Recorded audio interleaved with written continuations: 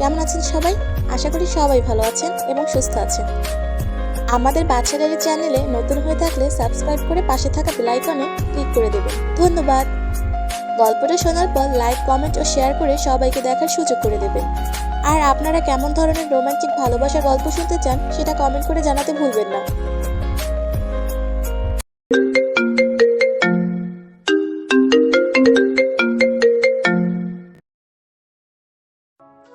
বলো, কেন ডেকেছো? এই, তুমি আমার কেবিনে আসতে অনুমতি নিয়ে আসলে না কেন? মজা করা বাদ দিয়ে বলো, কেন ডেকেছো? হাতে অনেক কাজ আছে। এই ফাইলটা একটু ঠিক করে দাও। আচ্ছা, তুমি কি এখনো ছোট? খালি মোবাইলে এত কার্টুন দেখো কেন? ফাইলটা তুমি করতে পারো। আগে তো ঠিক মতো কাজ করতে, এখন করো না কেন? আমার কাজ করতে ভালো লাগে না, শুধু কার্টুন দেখতে ভালো লাগে। আগে করেছি, তখন তো বিয়ে হয়নি, এখন বিয়ে হয়েছে, তাই আমার কাজ সব তুমি করবে। তাহলে অফিসে আসো কেন? বাসায় বসে বসে কার্টুন দেখতে পারো না? আমি বাসায় বসে কার্টুন দেখব, আর তুমি অফিসে বসে মেয়েদের সাথে আড্ডা দেবে, সেটা কি আমি জানি না? এসব তোমার ভুল ধারণা। আমি কখনো মেয়েদের সাথে আড্ডা দেই না। কাজ করে শেষ করতে পারি না, মেয়েদের সাথে আবার আড্ডা দিব? তোমাদের মতো ছেলেদের আমার ভালো করে চেনা আছে। এখন কথা না বলে আমার ফাইলটা ঠিক করে দাও। ঠিক আছে, দিচ্ছি। একটু রাগ নিয়ে কথাটা বললাম, আর প্রেমা মুচকি মুচকি হাসছে। আমি প্রেমার সামনে বসে ফাইলটা ঠিক করতে লাগলাম। 10 মিনিটের মধ্যে কাজ শেষ হয়ে গেল। এই নাও তোমার ফাইল। আমি আমার কেবিনে যাচ্ছি। যাওয়ার আগে আমাকে একটা কিস করে যাও। প্রেমা, এটা অফিস, তোমাকে বাসায় গেলে কিস করব। আমার হাতে অনেক কাজ জমে আছে। আমি তোমার কোনো কথা শুনতে চাই না, তুমি এখন আমাকে কিস করবে। তোমার সাথে পারা যাবে না। কে বলেছে তোমাকে বিয়ে করতে? আমার জীবনটা তুমি তেনা ফেনা করে দিচ্ছ। কি? আমি তোমার জীবনটা টানাফানা করে দিচ্ছি? লাগবে না তোমার কিস, তুমি গিয়ে তোমার কাজ করো। বাব্বা, আমার জানোটা দেখি আবার অভিমান করতে পারে। আমি তোমার কে যে আমি তোমার সাথে অভিমান করব? তুমি তো আমার সব। তোমাকে ছাড়া এই রাসেল পুরো অসহায়।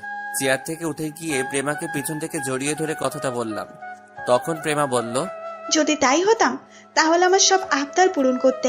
আমি বুঝেছি তুমি এখন আমাকে আগের মতো ভালোবাসো না। আমি তোমাকে অনেক ভালোবাসি, আর ভালোবাসি বলেই তো তোমার সব আবদার পূরণ করি। তাহলে এখন আমাকে কিস করো। দাঁড়াও, দরজাটা বন্ধ করে দিয়ে আসি। বলে কেবিনের দরজা বন্ধ করে প্রেমাকে জড়িয়ে ধরে তার ঠোঁটের সাথে আমার ঠোঁট লাগিয়ে দিলাম। 5 মিনিট কিস করার পর ছেড়ে দিলাম। তখন আমি বললাম, এবার খুশি হয়েছো? খুশি মানে অনেক খুশি হয়েছি। ঠিক আছে, তুমি বসে বসে কার্টুন দেখো, আমি হাতের কাজগুলো শেষ করে আসি। ঠিক আছে, যাও। আমি আর কোনো কথা না বলে নিজের কেবিনে চলে আসলাম। এতক্ষণ তো বকবক করে গেছি, এখনো তো আমার পরিচয় দেওয়া হলো না। আমি রাসেল, বর্তমানে শ্বশুরের অফিসে কাজ করি। পরিবারে আব্বু আম্মু আর একটা ছোট বোন আছে। আর প্রেমা, ও হচ্ছে এই অফিসের বস। তাহলে চলুন প্রেমা আর আমার কাহিনী একটু খুলে বলি। প্রেমার সাথে আমার বিয়ে কিভাবে হলো। সকালে ঘুম থেকে উঠতে দেরি হয়ে গেছে। আজকে অফিসে বসের মেয়ে আসবে। আমি অফিসে চাকরি করি আজ 1 বছর ধরে। বস আমার কাজ দেখে অনেক ভালোবাসে, তাই দেরি হলে সমস্যা হয় না। কিন্তু আজকে আমাকে একটু তাড়াতাড়ি অফিসে যেতে বলছে। সেখানে আজকেও লেট। না জানি আজকে কপালে কি হয়েছে। আমি ওয়াশরুমে ঢুকে ফ্রেশ হয়ে রেডি হয়ে নাস্তার টেবিলের সামনে গিয়ে একটা চেয়ার টেনে বসলাম।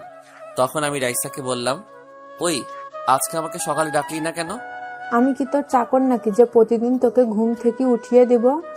একটা বিয়ে করতে পারিস না, তাহলে তোর বউ সবসময় উঠিয়ে দিবে? এই, তোর মাথায় বিয়ে ছাড়া আর অন্য কিছু আসে না? না, আমার তোর বিয়ে ছাড়া অন্য কিছু আসে না। তোকে বিয়ে না দেওয়া পর্যন্ত আমি বিয়ে করব না। তুই আমার জীবনটা শেষ করে দিচ্ছিস। আমার বিয়ে হয়ে গেছে, তোর সাথে প্রতিদিন যুদ্ধ করবে কে?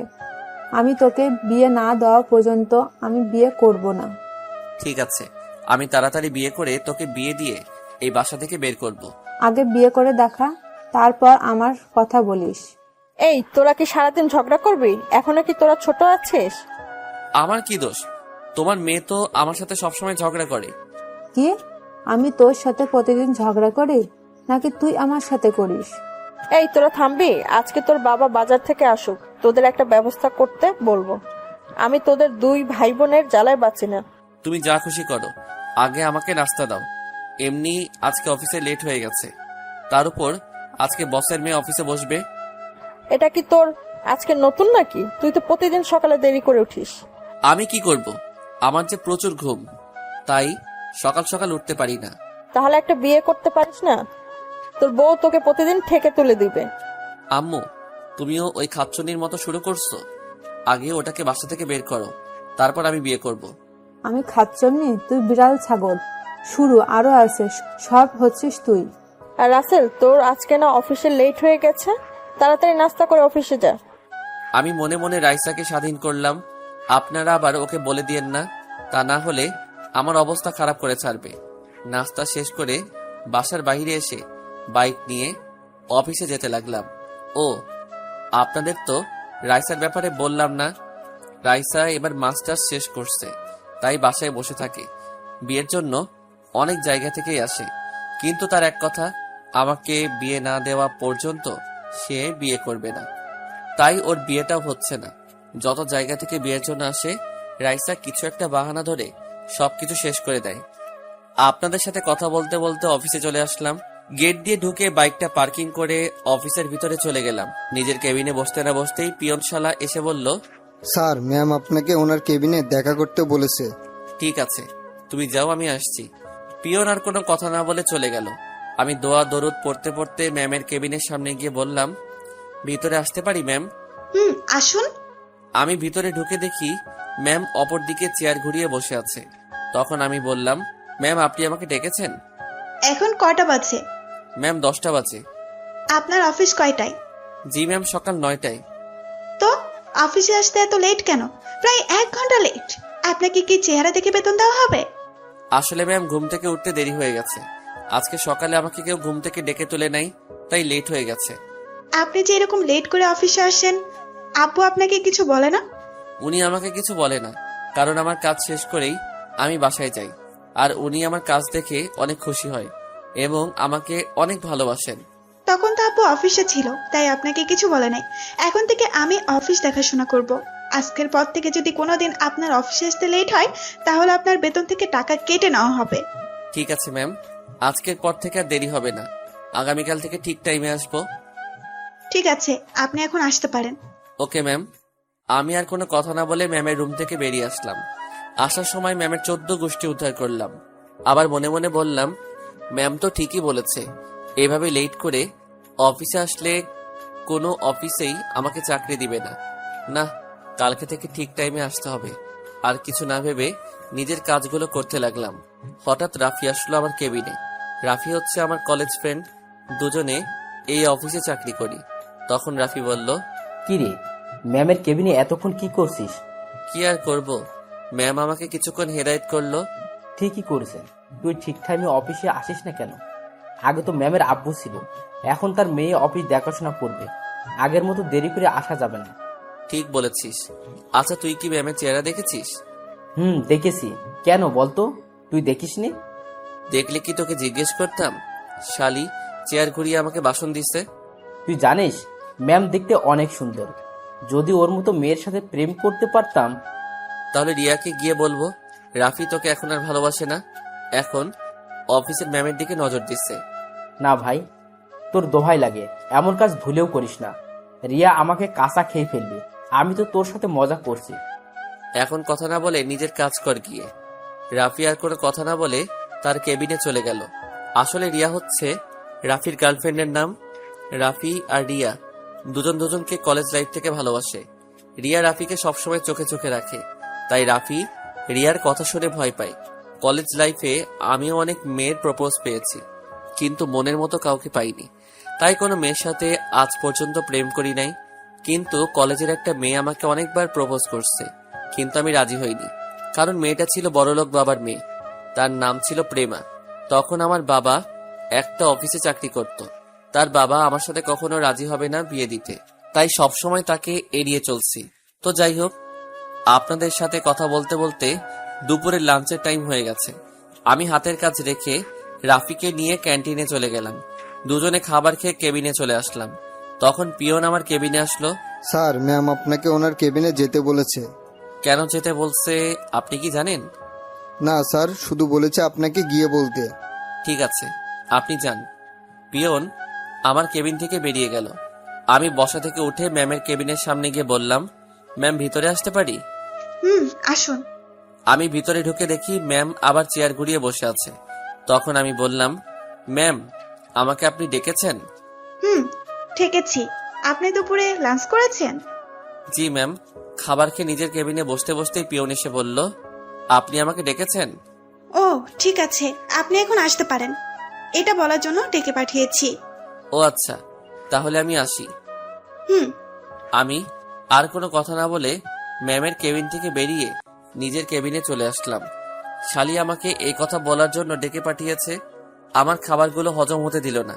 আচ্ছা, আমি একটা জিনিস ভেবে পাচ্ছি না, ম্যাম আমাকে ওনার চেহারা দেখায় না কেন?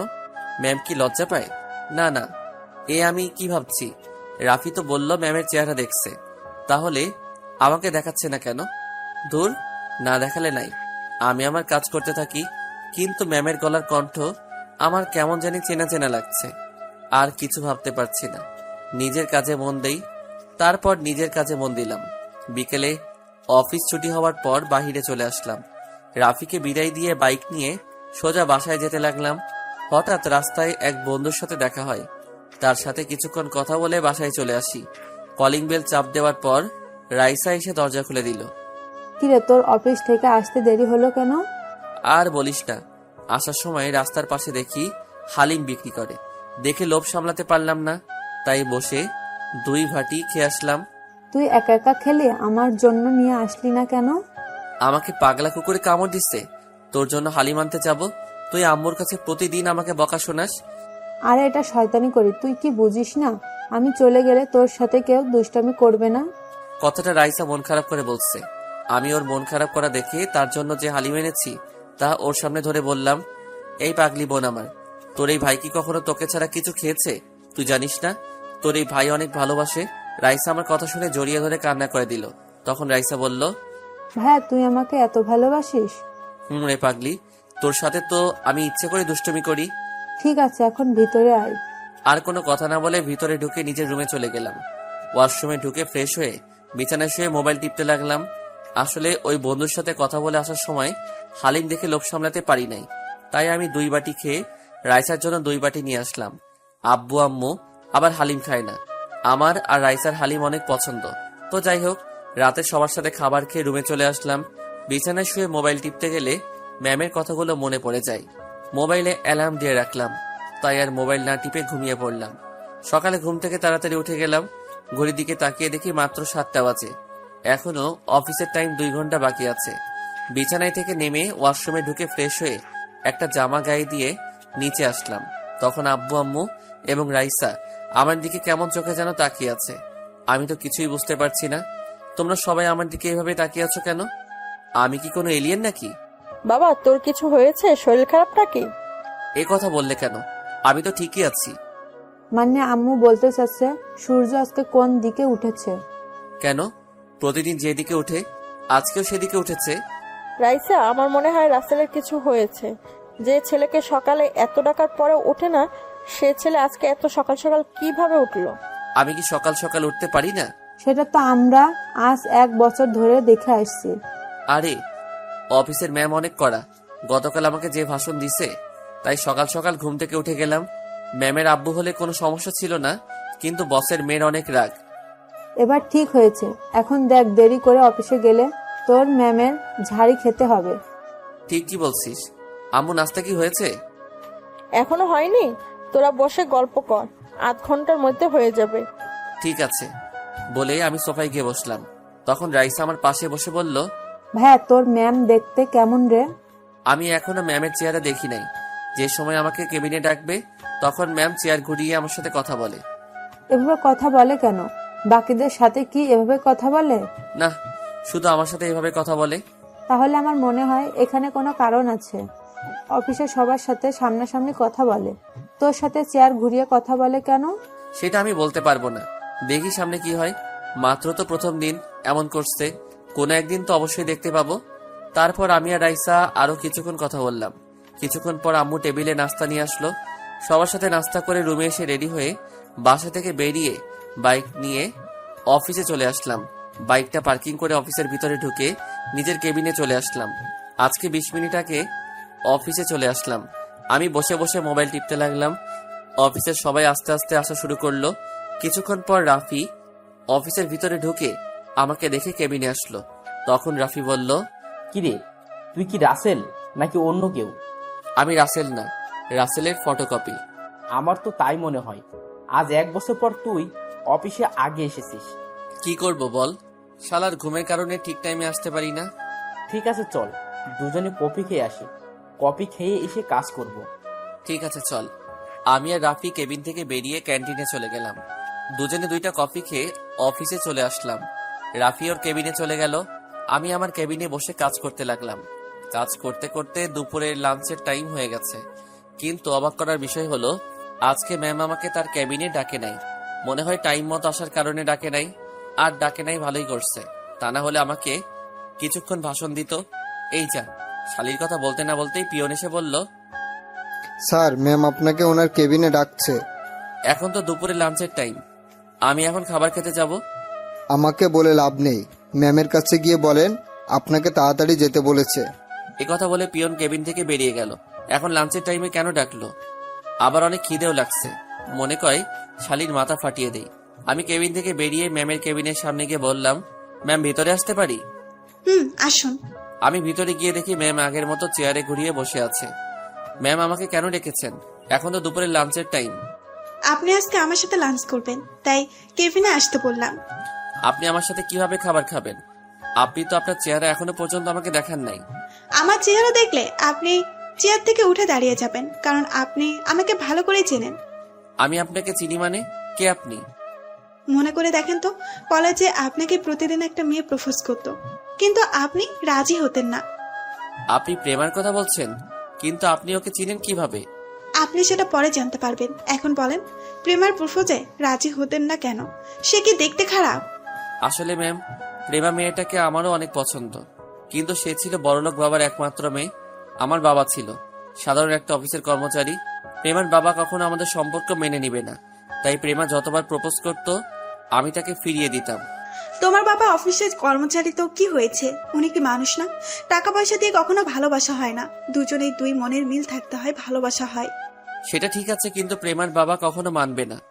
সত্যি করে বলুন তো, আপনি কি এখনো প্রেমাকে ভালোবাসেন? যদি সে আপনার কাছে ফিরে আসে, তখন তাকে আপন করে নেবেন? সে যদি আপনাকে বিয়ে করতে চায়, আপনি তাকে বিয়ে করবেন? আমি এখনো তাকে ভালোবাসি, কিন্তু সে এখন কোথায় থেকে ফিরে আসবে? তাকে তো পড়ালেখা ছাড়ার পর আর দেখতেই পাইনি। সে আপনার আশেপাশে আছে, আপনি বলুন, তাকে আপনি বিয়ে করবেন? বিয়ে করতে রাজি আছি, যদি তার বাবা মা এবং আমার বাবা মা রাজি থাকে। প্রেমার বাবা মা সবাই রাজি আছে, এখন আপনি রাজি কিনা সেটা বলুন। আপনি জানলেন কিভাবে যে প্রেমা রাজি আছে? আপনি কে? হঠাৎ ম্যাম চেয়ার ঘুরিয়ে আমার দিকে তাকিয়ে মুচকে মুচকে হাসছে। আমি তো ম্যামকে দেখে অবাক হয়ে গেলাম। এ আর কেউ নয়, প্রেমা। তখন প্রেমা আমাকে বলল, কি ব্যাপার, শখ খেলে নাকি মিস্টার রাসেল? প্রেমা তুমি এখানে? তার মানে এটা তোমাদের অফিস? এটা আমাদের অফিস। 4 দিন আগে অফিসে আব্বুর কাছে আসলাম, তখন হঠাৎ তোমাকে অফিসে দেখি। আর তারপর আব্বুকে বুঝিয়ে আমি অফিসে জয়েন্ট করি। আব্বু আমাকে আগে থেকেই বলেছে অফিসের দায়িত্ব হাতে নেওয়ার জন্য, কিন্তু আমার অফিসে কাজ করতে ভালো লাগে না। তোমাকে দেখি অফিসে বসার দায়িত্ব পালন করতে এসেছি। এই জন্যই তো বলি তুমি আমাকে চেহারা দেখাও না কেন। তোমার গলার কণ্ঠ কেমন যেন চেনা চেনা লাগছে। আচ্ছা, তুই পড়াশোনা শেষ করার পর কোথায় ছিলে? আসলে পড়ালেখা শেষ করার কিছুদিন পর আমার ব্লাড ক্যান্সার ধরা পড়ে। প্রায় 6 মাস বাংলাদেশে অনেক ডাক্তার দেখিয়েছি, কিন্তু কোনো উন্নতি দেখছি না। তারপর আব্বু আমাকে আমেরিকা মামাদের কাছে নিয়ে যান। সেখানে একটা হাসপাতালে আমার অপারেশন হয়। আল্লাহ দিলে 6 মাসে আমি পুরোপুরি সুস্থ হয়ে যাই। সুস্থ হলে বাংলাদেশে ফিরে আসি। ও রাসেল, তুমি আমাকে একটু ভালোবাসা দিবে? আমি সারা জীবন তোমার আগলে রাখবো, কখনো কষ্ট পেতে দেব না। আমি চেয়ার থেকে উঠে প্রেমাকে পিছন থেকে জড়িয়ে ধরে বললাম, আমিও তোমাকে ভালোবাসি। একমাত্র তোমার কারণে সব মেয়েদের রিজেক্ট করে দিছি। আমি তোমাকে প্রথম দিন কলেজে দেখে পছন্দ করে ফেলি, কিন্তু যখন শুনলাম তুমি বড়লোক বাবার একমাত্র মেয়ে, তখন পিছিয়ে গেলাম। তুমি জানো, আমি আব্বুর কাছে তোমার ব্যাপারে সবকিছু খুলে বলছি। আব্বু তোমার কথায় অনেক খুশি হয়েছে। আব্বু তোমার মতো একটা ছেলেকে খুঁজছে আমার জন্য। তাহলে তো আর কোনো সমস্যা নেই, কিছুদিন পরে তোমাকে বিয়ে করে বাসায় নিয়ে যাব। ঠিক আছে, লাঞ্চের টাইম তো শেষ হয়ে গেছে, তুমি ফ্রেশ হয়ে আসো, আজকে তোমার জন্য নিজ হাতে বিরিয়ানি বানিয়ে নিয়ে আসলাম। ওকে, আমি ফ্রেশ হয়ে আসছি বলে ওয়াশরুমে ঢুকে ফ্রেশ হয়ে আসলাম। প্রেমা আমার সামনে একটা টিফিন বক্স দিল। আমি খুলে দেখি বিরিয়ানি। আমি খেতে শুরু করলাম। হঠাৎ মনে হলো প্রেমা তো এখনো খাবার খায়নি। আসলে পেটের খিদায় প্রেমার কথা ভুলে গেছি। প্রেমার দিকে তাকিয়ে দেখি আমার দিকে তাকিয়ে আছে। আমি কোনো কথা না বলে প্রেমার মুখের সামনে খাবার ধরলাম। প্রেমা কোনো কথা না বলে খেতে লাগলো। ও তার মানে আমার হাতে খাওয়ার জন্য এতক্ষণ মহারানী বসেছিল। প্রেমাকে আমি খাইয়ে দিতে লাগলাম। প্রেমা আমার দিকে তাকিয়ে আছে। এইভাবে আমার দিকে তাকিয়ে আছো কেন? তুমি কি আমার সেই রাসেল যাকে 1000 বার প্রপোজ করার পরেও রাজি হলো না? তুমি সবকিছু শুনে তারপরেও কথাটা কিভাবে বলছো? এভাবে সারা জীবন আমাকে খাইয়ে দেবে তো? তোমার কি হাত নেই? আমি তোমাকে খাইয়ে দিতে যাব কেন? তোমার আর খাইয়ে দিতে হবে না, আমার আর খাবো না। ও মা, মহারানী দেখি আবার রাগ করতে জানে। তুমি চাইলে আমি সবসময় তোমাকে খাইয়ে দিব। এই না হলে আমার জামাই। হয়েছে হয়েছে, এখন তাড়াতাড়ি খাও, হাতের কিছু কাজ বাকি আছে। আজকে তোমাকে আর কাজ করতে হবে না, দুজনে মিলে বাইরে ঘুরতে যাব। ঠিক আছে। তারপর দুজনে খাবার খেলাম। প্রেমা আমার থেকে টিফিন বক্সটা নিয়ে ওয়াশরুমে চলে গেল। কিছুক্ষণ পর বেরিয়ে আসলো। হাতে করে 1 গ্লাস পানি নিয়ে আসলো।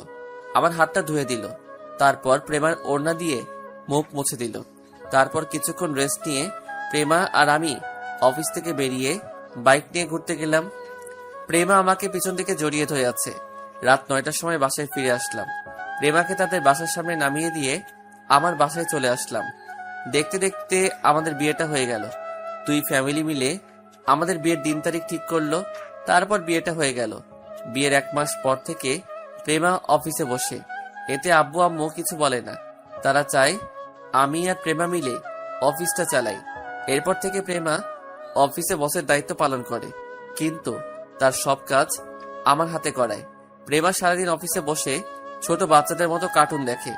এই ছিল অতীতের কাহিনী। এবার বর্তমানে আসা যাক। প্রেমার কেবিন থেকে বেরিয়ে আসতেই কারোর সাথে ধাক্কা খেলাম, কিন্তু আমি পড়ি নাই। যে আমার সাথে ধাক্কা খেয়েছে সে পড়ে গেছে। নিচের দিকে তাকিয়ে দেখি একটা মেয়ে, কিন্তু তাকে কখনো এই অফিসে দেখি নাই। তখন মেয়েটি উঠে এসে আমাকে একটা থাপ্পড় মেরে দিল। তারপর বলতে লাগলো, তার বাচ্চা, দেখে চলতে পারিস না? দেখে তো মনে হচ্ছে এই অফিসে কাজ করিস। আমি ইচ্ছে করে আপনাকে ধাক্কা দেই নাই। আর একটা কথা, আমার মা বাবাকে গালি দিয়ে কথা বলবেন না। যদি গালি দেই তাহলে তুই কি করবি? তুই জানিস আমি চাইলে প্রেমাকে বলে তোকে এই অফিস থেকে বের করে দিতে পারি। আপনি বলে দেখতে পারেন, কোনো লাভ হবে না। আর একটা কথা, আপনি শুধু মেয়ে মানুষ দেখে আজকে বেঁচে গেছেন। তা না হলে আমার থাপ্পড়ের প্রতিশোধ আমি নিয়ে ছাড়তাম। তুই বেশি বেড়ে গেছিস। দাঁড়া, তোর চাকরি এখানে আমি খেয়ে দিচ্ছি এক্ষুনি। বলে মেয়েটা প্রেমার কেবিনে চলে গেল। আমি দাঁড়িয়ে না থেকে নিজের কেবিনে চলে আসলাম। একটা ফাইলের কাজ করতে আসি। হঠাৎ প্রেমা ফোন দিয়ে বলল তার কেবিনে একটু যেতে। আমি কেবিন থেকে বেরিয়ে সোজা প্রেমার কেবিনে ঢুকে গেলাম। ওই মেয়েটা আমাকে দেখে বলল, দেখছিস প্রেমা, কি অসভ্য ছেলে! তোর কেবিনে ঢুকতে অনুমতি নিয়ে আসলো না। আমি তোর কেবিনে আসার সময় এই ছেলেটা আমাকে ধাক্কা দিয়ে ফেলে দিছে। প্রেমা, আমি ইচ্ছে করে ওকে ধাক্কা দিয়ে ফেলে দেই নাই। তোমার কেবিন থেকে বেরিয়ে যেতেই ওনার সাথে ধাক্কা লাগে। তারপর উনি পড়ে যায়। তারপর আমার মা বাবাকে গালি দিছে এবং আমার গালে একটা থাপ্পড় মারছে। প্রেমা চেয়ার থেকে উঠে ওই মেয়েটার 2 গালে 2টা থাপ্পড় মেরে দিল। ওই মেয়েটা গালে হাত দিয়ে বলল, প্রেমা, তুই আমার বান্ধবী হয়ে ওই ছেলের কথায় আমার গায়ে হাত তুললি? তোর সাহস কি করে হলো ওর গায়ে হাত তোলার, আবার ওর আব্বু আম্মুকে গালি দেওয়ার? তুই জানিস ওকে? কে ও, যার জন্য আমার গায়ে হাত তুললি? ও আমার স্বামী, আর তুই ওর গায়ে হাত তুলছিস? আমার শ্বশুর শাশুড়িকে গালি দিচ্ছিস? আমি রাসেলের সম্বন্ধে ভালো করে জানি। ও কোনো মেয়েকে ধাক্কা তো দূরের কথা, কোনো মেয়ের গায়ে হাত তুলবে না। তুই শুধু আমার বান্ধবী দেখে আর কিছু করলাম না, তা না হলে উচিত শিক্ষা দিয়ে ছেড়ে দিতাম। সরি প্রেমা, আমি বুঝতে পারি নাই। ও যে তোর স্বামী। আমি যদি তোর স্বামীকে আগে দেখতাম তাহলে এমনটা হতো না। তুই আমাকে মাফ করে দে। আমার কাছে মাপ না চেয়ে রাসেলের কাছে যা। ও যদি তোকে ক্ষমা করে তাহলে আমিও তোকে মাফ করে দিব। আপনি আমাকে ক্ষমা করে দেন, আমি আপনাকে চিনতে পারি নাই। আমি তোমাকে ক্ষমা করে দিছি। ভবিষ্যতে এমন কাজ আর কারোর সাথে করবেন না, তা না হলে তোমাকে পস্তাতে হবে। কথা মনে রাখিস। এই বলে আমি নিজের কেবিনে চলে আসলাম। তারপর বিকেলে অফিস ছুটির পর গাড়ি নিয়ে প্রেমার জন্য অপেক্ষা করতে লাগলাম। কিছুক্ষণ পর প্রেমা অফিস থেকে বেরিয়ে আসলো। প্রেমা এসে আমার সাথে সামনের সিটে বসলো। তখন প্রেমা বলল, কি ব্যাপার, তুমি আমাকে নিয়ে আসলে না কেন? আমি মনে করছি ওই মেয়েটা তোমার কেবিনে, তাই আর যাইনি। আচ্ছা, মেয়েটাকে? ও হচ্ছে নদী, আমার সাথে হাই স্কুল লাইফ পর্যন্ত পড়ছে। আমরা দুইজন বান্ধবী। এসএসসি পাস করার পর তার আব্বু ওকে বাহিরের রাষ্ট্রে পাঠিয়ে দেয়। তারপর পড়ালেখা শেষ করে দেশে এসে তাদের নিজেদের অফিস দেখাশোনা করে। ও, তাহলে ও আমাকে দেখে নাই? তোমার সাথে যোগাযোগ ছিল না? যোগাযোগ থাকলে কি আজকের এই ঘটনা ঘটতো? তাও ঠিক বলছো। তারপর আমি আর প্রেমা কথা বলতে বলতে বাসায় চলে আসলাম।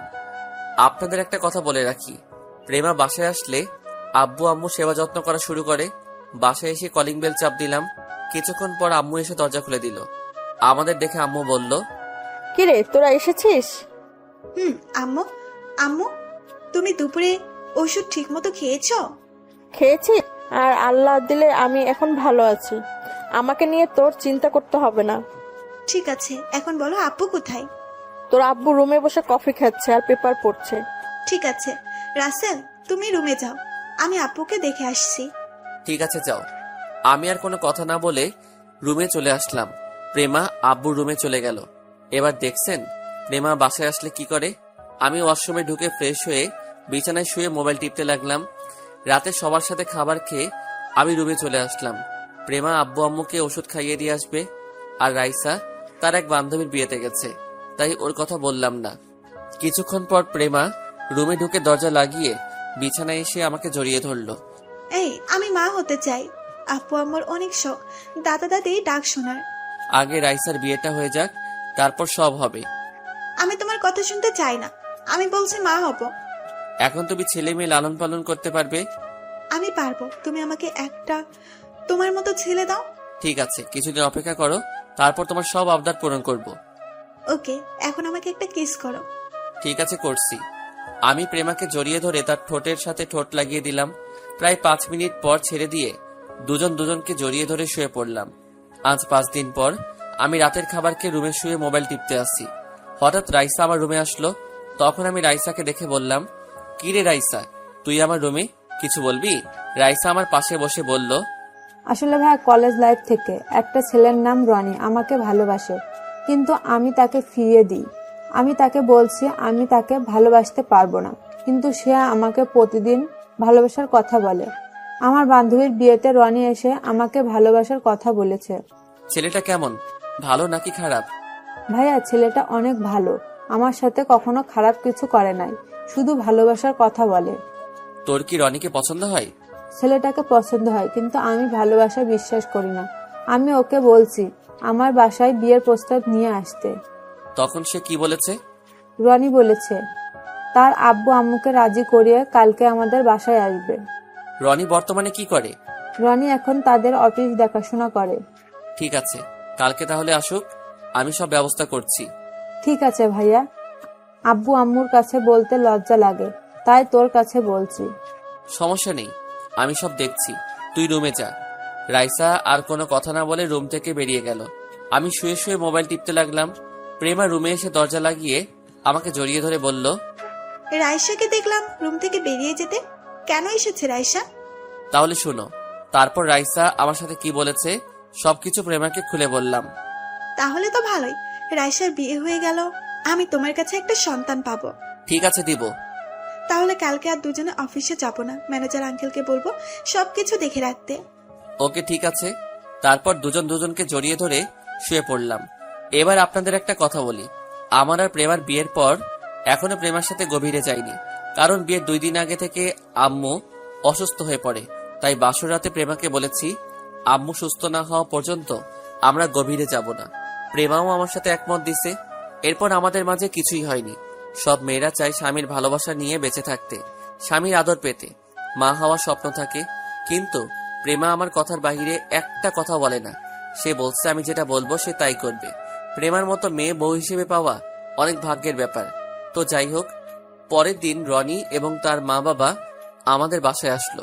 তাদের সাথে কথা বলে বুঝাতে পারলাম তারা অনেক ভালো। রনি ছেলেটা দেখতে অনেক সুন্দর, কথাবার্তা অনেক ভালো। রনির আব্বু আম্মুর রাইসাকে পছন্দ হয়েছে। এখন আমাদের বলছে তাদের বাসা এবং তাদের ব্যাপারে জেনে আসতে। এরপর তারা চলে গেল। পরের দিন আমি আব্বু রনিদের বাসায় গেলাম। তাদের বাসায় যাওয়ার আগে কিছু মানুষ থেকে তাদের বিষয় জিজ্ঞেস করলাম। সবাই তাদের ব্যাপারে ভালো বলছে।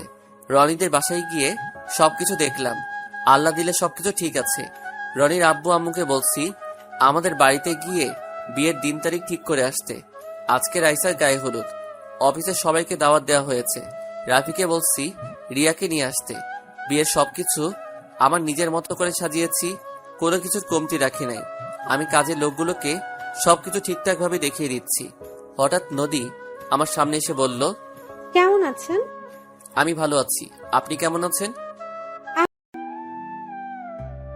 গল্পটা এই পর্যন্ত। যারা যারা শুনেছেন সবাই একটা লাইক করে দেবেন এবং চ্যানেলে নতুন হলে সাবস্ক্রাইব করতে ভুলবেন না এবং গল্পটা বেশি বেশি করে শেয়ার করুন এবং কমেন্টে আপনার মূল্যবান মতামত জানাতে ভুলবেন না। ধন্যবাদ। আমিও ভালো আছি। আপনি কি আমার উপর এখনো রেগে আছেন? আরে না, আমি ওই দিনই সবকিছু ভুলে গেছি। তা কোন সময় আসলেন? কিছুক্ষণ আগে আসলাম। আমি আসতে চাইনি, কিন্তু প্রেমার জোরাজুরিতে আসতে হলো। ঠিক আছে, আপনি প্রেমার কাছে যান, আমি এদিকে কাজের লোকগুলোকে ঠিকঠাক মতো দেখিয়ে দিচ্ছি। আচ্ছা ঠিক আছে। নদী আর কোনো কথা না বলে প্রেমার কাছে চলে গেল। আমি এদিকে সবকিছু কাজের লোকগুলোকে দেখিয়ে দিতে লাগলাম। রাতে সবাই রাইসাকে হলুদ লাগাতে লাগলো। এক এক করে সবাই হলুদ লাগাতে আছে। হঠাৎ প্রেমা আমার সামনে আসলো। আজকে প্রেমা একটা হলুদ রঙের শাড়ি পরছে। তাকে দেখতে অনেক সুন্দর লাগছে। প্রেমা আমার সামনে এসে বলল, কি ব্যাপার, তুমি এখানে দাঁড়িয়ে আছো কেন? চলো দুজনে একসাথে রাইসাকে হলুদ লাগাবো। দেখো না, সব স্বামী স্ত্রী একসাথে মিলে হলুদ লাগাচ্ছে। ঠিক আছে চলো। আমি আর প্রেমা রাইসার দুই পাশে বসলাম। প্রথমে আমি রাইসার মুখে হলুদ লাগালাম, এরপর প্রেমা লাগালো। হঠাৎ প্রেমা আমার মুখেও লাগিয়ে দিল। এটা দেখে সব মেহমান হাসতে লাগলো। আবার অনেকে দাঁড়িয়ে দাঁড়িয়ে বলছে এদের দুজন দুজনকে জামাই বউয়ে অনেক মানিয়েছে। আমি কিছুক্ষণ প্রেমার সাথে দুষ্টুমি করে বাসার ছাদে চলে আসলাম। প্রেমা আর নদী মিলে রাইসার হাতে মেহেদি লাগাচ্ছে। হঠাৎ দেখি রাফি আর রিয়া ছাদের উপরে আসলো। তখন রাফি বলল, কিরে, ছাদের উপরে দাঁড়িয়ে কি করছিস? না, এমনি ভালো লাগছে না। কেন, হঠাৎ তোর আবার কি হলো? আরে তুমি বোঝো না, আজকে রাতটার পর তো তার বোনটা স্বামীর বাসায় চলে যাবে, তাই ভালো লাগছে না। ও এ কথা। এখনো তো কিছুই করার নেই। মেয়ে হয়ে যখন জন্মগ্রহণ করেছে, বিয়ের পর তো স্বামীর বাড়িতে যেতে হবে। আমার বোনটা অনেক আদরের। আমি ওর সাথে সবসময় দুষ্টামি করতাম। আমার সাথে রাগ করলে আমি তার রাগ ভেঙে দিতাম। আমি আমার বোনটাকে অনেক ভালোবাসি। আমি এ কথা বলে কান্না করে দিলাম। রাফি আমাকে জড়িয়ে ধরে বলল, আরে পাগল, কান্না করছিস কেন? তুই যদি ভেঙে পড়িস তাহলে রাইসা অনেক কষ্ট পাবে। তার সামনে সবসময় হাসি খুশি থাকবি, তাকে তুই কিছু বুঝতে দিবি না। আচ্ছা ঠিক আছে। রাফি আর রিয়া আরো কিছুক্ষণ কথা বলে নিচে চলে গেল। আমি ছাদের উপরে দাঁড়িয়ে আকাশের দিকে তাকিয়ে আছি। হঠাৎ কেউ একজন পিছন থেকে ঘাড়ে হাত দিল। আমি তাকিয়ে দেখি প্রেমা। কি ব্যাপার প্রেমা, তুমি এখানে কেন? ওদিকের কাজ কি শেষ? মেহেদি লাগানো শেষ, এখন সবাই বসে নাচ গান উপভোগ করতে আসছে। আমি তোমাকে না দেখে ছাদে আসলাম। তুমি এখানে একা একা কি করো? এমনি ভালো লাগছে না, তাই ছাদে দাঁড়িয়ে আছি। আমি মনের কথা বুঝতে পারছি, মন খারাপ করো না। সব মেয়েকে বিয়ের পর স্বামীর বাড়িতে যেতে হবে, এটা দুনিয়ার নিয়ম। প্রেমা আমাকে একটু জড়িয়ে ধরে থাকবে কিছুক্ষণ? এটা আবার বলতে হবে নাকি? এই বলে প্রেমা আমাকে শক্ত করে জড়িয়ে ধরলো। আমিও প্রেমাকে শক্ত করে জড়িয়ে ধরলাম। দুজনে কিছুক্ষণ এভাবে থেকে নিচে চলে আসলাম। প্রেমা আমাকে খাবার খেয়ে আসতে বলছে। আমি খাবো না বলে রুমে চলে আসলাম। প্রেমা কোনো কথা না বলে নিচে চলে গেল। আমি রুমে এসে ফ্রেশ হয়ে বিছানায় শুয়ে পড়লাম। কিছুক্ষণ পর প্রেমা রুমে আসলো, হাতে এক প্লেট খাবার নিয়ে এসেছে। প্রেমা প্লেটটা বিছানায় রেখে পানি নিয়ে আসলো। আমার পাশে বসে বলল, উঠে বসো, খাবার খেয়ে নাও। প্রেমা, আমি খাবার খাবো না, তুমি খেয়ে নাও। সারাদিন কাজে বিজি ছিলাম, খাওয়া দাওয়া ঠিক মতো করো নাই। এখন উঠো বলছি, আমি নিজের হাতে খাইয়ে দিচ্ছি। প্রেমার জোড়াজড়িতে উঠে বসলাম। প্রেমা আমাকে নিজের হাতে খাইয়ে দিতে লাগলো। প্রেমার চেহারা দেখে বোঝা যাচ্ছে প্রেমাও এখনো খায়নি। আমি পানি দিয়ে হাতটা ধুয়ে প্রেমার হাত থেকে প্লেটটা নিয়ে প্রেমার মুখের সামনে খাবার ধরলাম। প্রেমার সাথে সাথে কান্না করে দিল। রাসেল, আমার জীবনে এত ভালোবাসা সারা জীবন থাকবে? থাকবে। আমি তোমাকে ছেড়ে কখনো যাব না। মরার আগ পর্যন্ত তোমার পাশে থাকবো। আমার আমার কেমন জানি ভয় লাগছে, আমি না তোমাকে হারিয়ে ফেলি। আরে পাগলি, এটা তোমার মনের ভুল। আমি তোমাকে সারা জীবন আমার এই বুকে আগলে রাখবো। এই বলে প্রেমার চোখের পানি মুছে দিয়ে খাবার খাইয়ে দিতে লাগলাম। প্রেমা ছোট বাচ্চাদের মতো খাবার খাচ্ছে।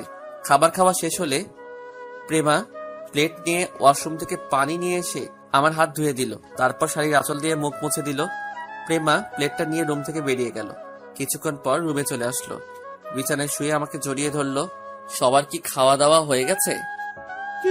আমি রাইসাকে তার রুমে নিয়ে আসলাম, আর বাকি কিছু মানুষ বাসায় চলে গেছে, আবার কিছু মানুষ আছে। আব্বু আম্মু আমার কথা কিছু জিজ্ঞেস করে নাই? করেছে, আমি বলেছি সারাদিন কাজ করতে করতে ক্লান্ত হয়ে গেছে, তাই রুমে শুয়ে আছে। ঠিক আছে, এখন আমাকে জড়িয়ে ধরে শুয়ে পড়ো। কালকে সকাল সকাল উঠে কাজ শুরু করে দিতে হবে। ওকে, আসো। তারপর দুজন দুজনকে জড়িয়ে ধরে শুয়ে পড়লাম। পরের দিন সকাল ভোরে ঘুম থেকে উঠে গেলাম। প্রেমা এখনো ঘুমিয়ে আছে। আমি প্রেমার কপালে একটা চুমু দিয়ে বিছানা থেকে নেমে ওয়াশরুমে চলে গেলাম। ওয়াশরুমে ঢুকে উজু করে একটা পাঞ্জাবি গায়ে দিয়ে বাসা থেকে বেরিয়ে মসজিদে চলে গেলাম। নামাজ পড়ে বাহিরে এসে 20 মিনিটের মতো ঘোরাঘুরি করে বাসায় চলে আসলাম। তারপর কাজের লোকগুলোকে সবকিছু দেখিয়ে দিতে লাগলাম। দেখতে দেখতে বর আসার সময় হয়ে গেছে। আমি রুমে এসে ওয়াশরুমে ঢুকে গোসল করে বাহিরে এসে দেখি প্রেমা দাঁড়িয়ে আছে একটা শাড়ি হাতে নিয়ে। তুমি এভাবে শাড়ি হাতে নিয়ে দাঁড়িয়ে আছো কেন? আজকে তুমি আমাকে শাড়িটা পরিয়ে দেবে? তুমি তো শাড়ি পরতে পারো, আমাকে বলছো কেন? আমার হাতে কাজ আছে। কাজ পরে করতে পারবে, আগে আমাকে শাড়িটা পরিয়ে দাও, দুজনে একসাথে রুম থেকে বেরে নিচে যাব। কি আর করার, বউয়ের কথা না রেখে পারি। আমি প্রেমার হাত থেকে শাড়িটা নিয়ে তাকে পরিয়ে দিতে লাগলাম। সমস্যা হয়েছে কুচি লাগিয়ে দিতে। আমি কুচিটা প্রেমার হাতে দিয়ে বললাম লাগিয়ে নিতে, কিন্তু খাচ্চুনি বলে আমাকে লাগিয়ে দিতে। আমি প্রেমার নাভির উপর দিয়ে কুচিটা পরিয়ে দিলাম। প্রেমা আমার মাথা শক্ত করে ধরল। আমি প্রেমার পেটে একটা কিস করলাম। প্রেমার সাথে সাথে কেঁপে উঠল। আমি দাঁড়িয়ে প্রেমার ঠোঁটের সাথে ঠোঁট লাগিয়ে দিলাম। দুজনে দুজনকে জড়িয়ে ধরে কিস করতে লাগলাম। কিছুক্ষণ পর ছেড়ে দিয়ে দুজনে রেডি হয়ে একসাথে রুম থেকে বেরিয়ে আসলাম। হঠাৎ নিচের দিকে তাকিয়ে আমি তো পুরো অবাক হয়ে গেলাম। নিচের দিকে তাকিয়ে দেখি বাসার সব মেহমান আমাদের দিকে তাকিয়ে আছে। দুজনে একসাথে নিচে নামলাম। প্রেমা চলে গেছে রাইসার কাছে। আমি কাজের লোকদের কাছে চলে আসলাম। কিছুক্ষণ পর বর চলে এসেছে। সবাই রনিকে স্টেজে নিয়ে বসালো। রাইসাকে নিয়ে এসে রনির পাশে বসালো। আমার বোনটাকে বধূ সাজে অনেক সুন্দর লাগছে। আর কিছুক্ষণ বোনটা বাসায় থাকবে, তারপর বরের সাথে শ্বশুরবাড়ি চলে যাবে। কাজী এসে বিয়ে পড়ানো শুরু করলো। বিয়ে পড়ানো শেষ, কাজী মোনাজাত ধরলো। মোনাজাত শেষে সবাইকে খাবার পরিবেশন করা হলো। আমি কাজের লোকের সাথে ধরাধরি করে কাজ করছি। হঠাৎ দেখি একটা ছেলে প্রেমার দিকে কেমন ভাবে তাকিয়ে আছে। আমি কাজ রেখে ছেলেটার কাছে গেলাম। তখন তাকে জিজ্ঞেস করলাম, কি ভাই, এমন করে ওই মেয়েটার দিকে তাকিয়ে আছেন কেন? সেটা কি তোকে বলতে হবে? অবশ্যই আমাকে বলতে হবে। তুই কে রে যে আমি তোর কাছে বলবো? আমি এই বাড়ির একজন সদস্য, তাই তোকে বলতে হবে। ও তাই নাকি? তাহলে শোন, ওই মেয়েটাকে দেখছিস? তাকে আমার পছন্দ হয়েছে, তাকে আমি বিয়ে করতে চাই। ওকে দেখে তো মনে হচ্ছে তার বিয়ে হয়ে গেছে। বিয়ে হয়েছে তো কি হয়েছে, আমি ওকে জোর করে বিয়ে করব। ওকে দেখতে ভীষণ সেক্সি লাগছে, তাকে আমার জীবনে চাই। ছেলেটার কথা শুনে আমি সাথে সাথে 2টা থাপ্পড় মেরে দিলাম। বাড়ির সব মেহমান আমাদের ঘিরে ফেলেছে। তখন আমি ওই ছেলেটার কলার ধরে বললাম, তোর সাহস কি করে হয় আমার বউকে খারাপ কথা বলার? তোর ঘরে কি মা বোন নেই? আজকে তোকে আমি মেরেই ফেলবো। বলে ছেলেটাকে ইচ্ছে মতো মারতে লাগলাম। প্রেমা আমাকে জোর করে ছাড়িয়ে নিয়ে আসলো। তখন আমাদের মাঝে রনি চলে আসলো। সে বলল, ভাইয়া এখানে কি হয়েছে, আর আপনি জীবনকে মারলেন কেন? ও আমার মামাতো ভাই হয়। তোমার এই মামাতো ভাই আমার বউকে আমার সাথে খারাপ কথা বলেছে, তাই আমি তাকে মারলাম। জীবন ভাইয়া যেটা বলেছে সেটা কি সত্যি? না রনি ভাইয়া, আমি ওনার বউকে খারাপ কথা বলি নাই। কি তুই এখন মিথ্যা কথা বলছিস? আজকে আমি তোকে মেরে ফেলবো। জীবন, আমি ভাইয়াকে ভালো করে চিনি, উনি অন্যায়ভাবে কাউকে মারবে না। তুই যদি সত্যি কথা না বলিস তাহলে আমার হাত তোর গায়ে উঠবে। আমাকে সবাই ধরে রেখেছে। এবার জীবন মাথা নিচু করে বলল, ভাইয়া আমার ভুল হয়ে গেছে, আমি ওনাকে চিনতে পারি নাই, আমাকে তুমি মাফ করে দাও। সি সি সি সি, আমার ভাবতে অবাক লাগে তুই বিয়ে বাড়িতে এসে এমন কথা বলবি। আমি তোকে অনেক ভালো মনে করেছি, তুই এখনই ভাইয়ার পা ধরে ক্ষমা চাইবি। ভাইয়া তোকে মাফ করলে আমিও মাফ করে দিব। জীবন দাঁড়িয়ে না থেকে আমার পা ধরে বলতে লাগলো, ভাইয়া আমার ভুল হয়ে গেছে, আমাকে আপনি ক্ষমা করে দেন। ঠিক আছে, আমি তোকে ক্ষমা করে দিলাম। আর কখনো এমন কথা কাউকে বলবি না। মেয়েরা হচ্ছে মায়ের জাত, আর আমার বউ তোমার থেকে বড়, তাকে বড় বোনের নজরে দেখবে। ঠিক আছে ভাইয়া, এমন ভুল আর জীবনেও হবে না। ঠিক আছে, আপনারা সবাই যার যার জায়গায় চলে যান। প্রেমা আমাকে টেনে রুমে নিয়ে আসলো। তখন আমাকে বলল, তুমি ছেলেটাকে মারলে কেন? একটু বুঝিয়ে বললে হতো। তোমার নামে খারাপ কথা বলবে, আমি তাকে এমনি এমনি ছেড়ে দিব? হয়েছে, এখন মাথা ঠান্ডা করো। ও ছেলে তার ভুল বুঝতে পেরেছে। ঠিক আছে, এখন তুমি রাইসার কাছে যাও, আমি এদিকটা দেখছি। প্রেমা আর কিছু না বলে রুম থেকে বেরিয়ে গেল। আমি রুম থেকে বেরিয়ে কাজে লেগে পড়লাম। আস্তে আস্তে সবার খাওয়া দাওয়া শেষ হয়ে গেল। এখন রাইসাকে বিদায় দেওয়ার পালা। রাইসা আব্বু আম্মুকে জড়িয়ে ধরে কান্না করতে লাগলো। নিজের চোখ দিয়ে পানি পড়তে লাগলো। বোনটার সাথে অনেক দুষ্টুমি করছি, এখন কার সাথে করব? রাইসা মা বাবাকে ছেড়ে আমাকে জড়িয়ে ধরে কান্না করে দিল। আমি রনির হাতে রাইসাকে তুলে দিয়ে বললাম, রনি, আমার বোনটাকে তোমার হাতে তুলে দিলাম। ওর চোখে কখনো অশ্রু ঝরতে দেই নাই। তুমি আমার বোনটার খেয়াল রেখো, তাকে কখনো কষ্ট দিও না। আপনি কোনো চিন্তা করবেন না ভাইয়া, আমি রাইসাকে কখনো কষ্ট পেতে দিব না। আরো কিছু কথা বলে রাইসাকে গাড়িতে উঠিয়ে দিলাম। বোনটাকে তুলে দিতে অনেক কষ্ট হচ্ছে। আস্তে আস্তে সবাইকে বিদায় দিয়ে দিলাম। আমি রুমের ভিতরে ঢুকে শুয়ে শুয়ে রাইসার জন্য কান্না করতে লাগলাম। কিছুক্ষণ পর প্রেমা রুমে আসলো, আমার পাশে বসে বলল, হেই, তুমি কান্না করছো কেন? রাইসার জন্য অনেক খারাপ লাগছে। কান্না করো না, এখন শুধু ওর জন্য দোয়া করো, আল্লাহ যেন ওর সংসার জীবনে সুখী রাখে। প্রেমা আরো কিছুক্ষণ কথা বলে আব্বু আম্মু রুমে চলে গেল। আমি বিছানায় শুয়ে পড়লাম। দেখতে দেখতে একটা মাস চলে গেল। আল্লাহর রহমতে আমার বোনটা অনেক সুখী আছে, আর এর ভিতরে প্রেমাকে স্বামীর অধিকার দিয়েছি। সুন্দরভাবে চলছে আমাদের সংসার। এখন নদীর সাথে ভালো বন্ধুত্ব হয়ে গেছে। প্রেমা এখন আর অফিসে বসে কার্টুন দেখে না, আগের মতো অফিসের কাজে মন দিচ্ছে। দুজনে মিলে অফিসটা সুন্দরভাবে চালিয়ে যাচ্ছি। নিজের কেবিনে বসে কাজ করতে আসি। হঠাৎ প্রেমা ফোন দিয়ে বলল তার কেবিনে যেতে। আমি আমার কেবিন থেকে বেরিয়ে প্রেমার কেবিনে গেলাম। একটা চেয়ারে বসে বললাম, বলো, কেন ডেকেছ? তুমি তো জানো আমাদের একটা ডিল হতে যাচ্ছে ফারহান কোম্পানির সাথে। এখন ওটার কাজ কতটুকু আগানো, এই ডিলটা পেয়ে আমাদের কোম্পানি আরো উপরে উঠে যাবে। মোটামুটি কাজ প্রায় শেষের দিকে। তুমি দেখো, এই ডিলটা আমরা পাবোই।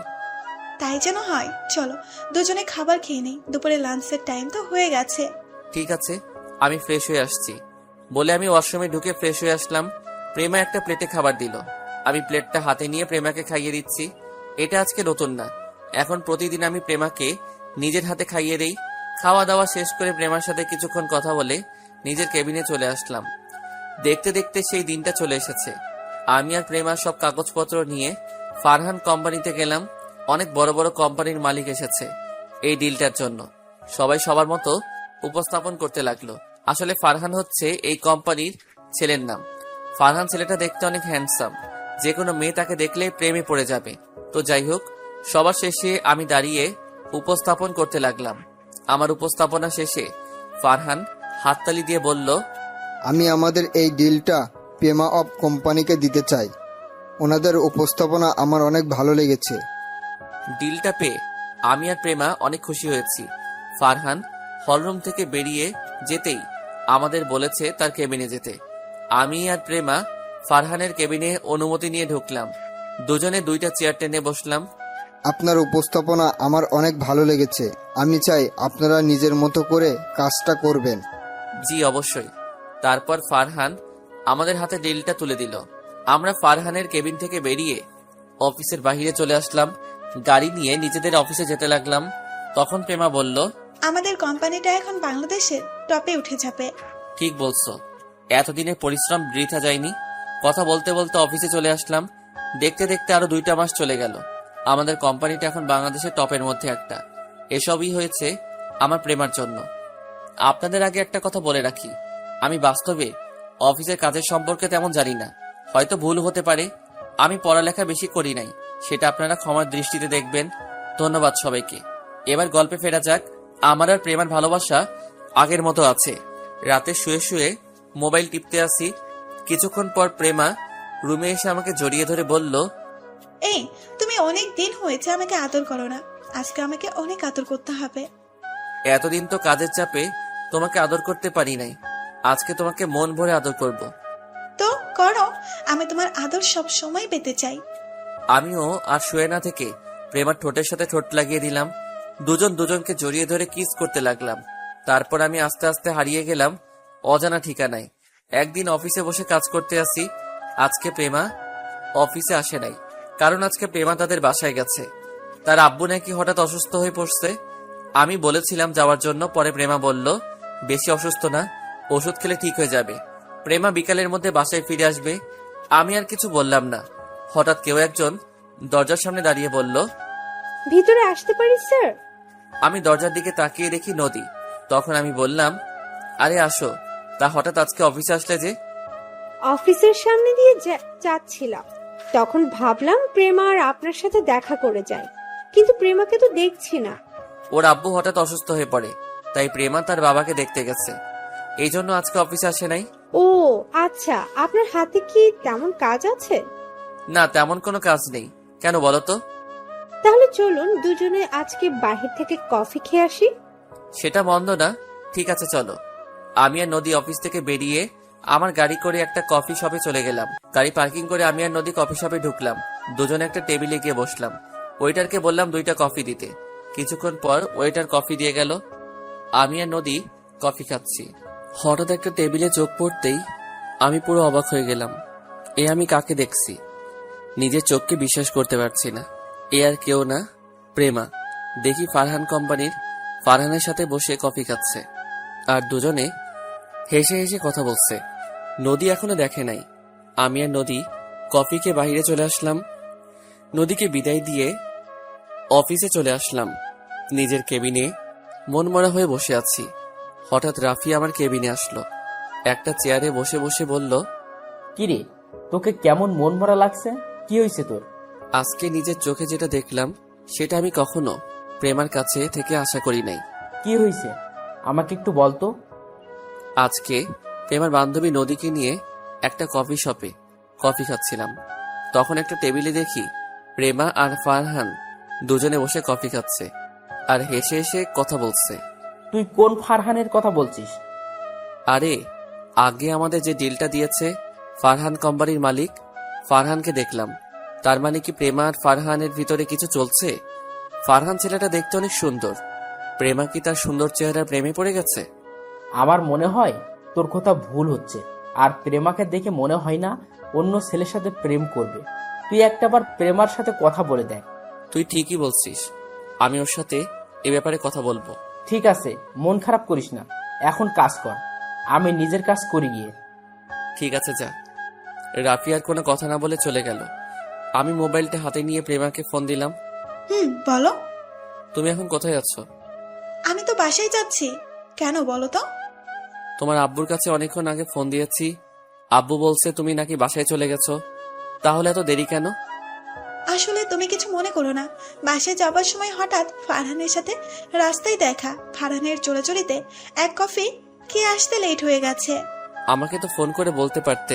আমি তো মনে করছি বেশি সময় লাগবে না, কিন্তু কথা বলতে বলতে অনেক দেরি হয়ে গেছে। আর কথা না বলতে থাকলে পারছি না, ওর কারণে আমাদের কোম্পানিটা অত উপরে উঠছে। আচ্ছা ঠিক আছে, এখন বাসায় যাও বলে ফোনটা কেটে দিলাম। আমি মনে মনে বললাম, প্রেমা তো ঠিক কথাই বলেছে। ফারহানের কারণে আমাদের কোম্পানিটা এত উপরে উঠেছে। আমি আর কিছু না ভেবে কাজে মন দিলাম।